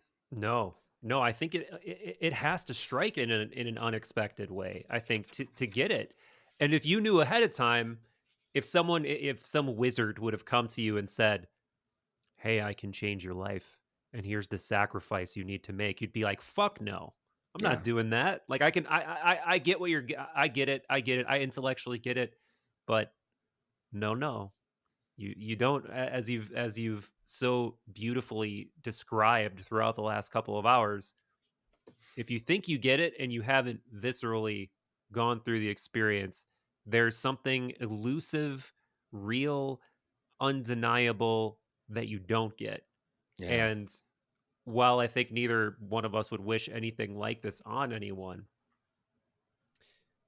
beautiful things can happen in the wake of terrible things. And this is a great story, man. I mean, this is going it's to a cool be, story. I mean, Yeah, it's like, because I can truly feel, like I even said probably an hour back, like I can truly feel that you feel different. The way you hmm, speak feels different. The where you're speaking from feels different. yeah. So I'm glad you're doing well, man. I'm glad you're Oh, doing thanks. well. I I like appreciate it. this butterfly that has emerged from the unfortunate cocoon. Yeah. Um and I'm looking forward to see what you do, man. I'm looking forward to it too. It's a lot. It gets overwhelming. It's a lot of work. Just going through the rubble yesterday, I was just like, oh gosh. But like I said, I feel so held and so supported by you and my Of family and course. all of my friends and everyone out there. Even though this is like a such a tragedy, I'm so unbelievably fortunate to have everyone out there. And I'm so grateful to be a part of your lives and have you be such an important part of my life. And so grateful that I can really feel I've finally gotten enough of me out of the way to be able to feel the love that you have for me. And my mission is doing the best I can to reciprocate and let you feel how much love I have for you and everyone out there. Amen, brother. I love you Yeah, back. I love you back for real. for Um, reals. and like what you were talking about before with how, in a weird way, art was kind of your coping mechanism for being able to control, manipulate, make safe, make beautiful the things that, and by doing that, by proxy, you're removing all of those things that we're afraid of, the unknown, the ugly, the dark thing in the corner. And In a way, I still think that that's a beautiful thing. Like, Hmm. even if it is like a gesture for trying to receive love, feel safe, at least it's a constructive Yeah. gesture, and it's a gesture that you're putting out into the world to remind other people of the beauty that they might not be seeing, or because we're all wounded to one various extent or another. That's not Absolutely. really the question, right? Like, Yeah. the human condition is pretty wounding. And so the question is not if you're going to be wounded, it's how are you going to verb through it? And are you going to find a way to do something beautiful despite the wounding? So it's like, maybe you put the cart ahead of the horse in a way by not fully understanding what you were doing, but at least you did it in a constructive way, man. At least you weren't like drinking yourself, you know, down a hole, or using opiates, or destroying someone else's life or your own life in the process. Well, So, that's generous. I can't say that all the actions I had were totally innocent. I'd say it comes out in a lot of different ways. I'd say, like in my 20s, like looking through, there was a lot of self-destruction in a lot of my actions. And so I feel that when it's really about the unconsciousness, when it's unrecognized, it come out in a lot of really, it can kind of come out sideways, and it can come out in a lot of different ways. But until you recognize why it's happening, it's almost impossible to um understand the effects that it has and understand your motivations for it. But I think, like you said too, it's like one thing we all have in common is that we're all wounded. We all need healing. There's one expression that I don't know why this came up in my mind. It came up in, like, it's been in my head like the last week or so, but I remember it was something, a someone that I've really valued his words told me. It was the difference between a shaman and a sorcerer, hmm, is that um, they're both people. When you see someone's trauma, when you see someone's wound and their uh, their sickness, and they come to you for help, a shaman is someone that takes that wound and heals it, and a sorcerer is someone that takes that wound and exploits it. hmm, hmm, And we are all our own inner shaman and sorcerer. At every time we can try to help heal our wounds, and sometimes when the wounds are too much, we are also the ones that exploit that and find distractions and find other things consciously and unconsciously to medicate, or to just to try to avoid the pain that we have. And that's that that spectrum is something that I think is going on at this moment inside of all of us at any moment. yeah, really well put, man. Really well put. And I'm glad we hung on for a couple extra minutes, because I always, try to do that little thing where I comb for a nice little 1 minute teaser Hmm. of one constructed thought, and that might be it, man. That's a good That's one. a great thought. Hey, man, I love you.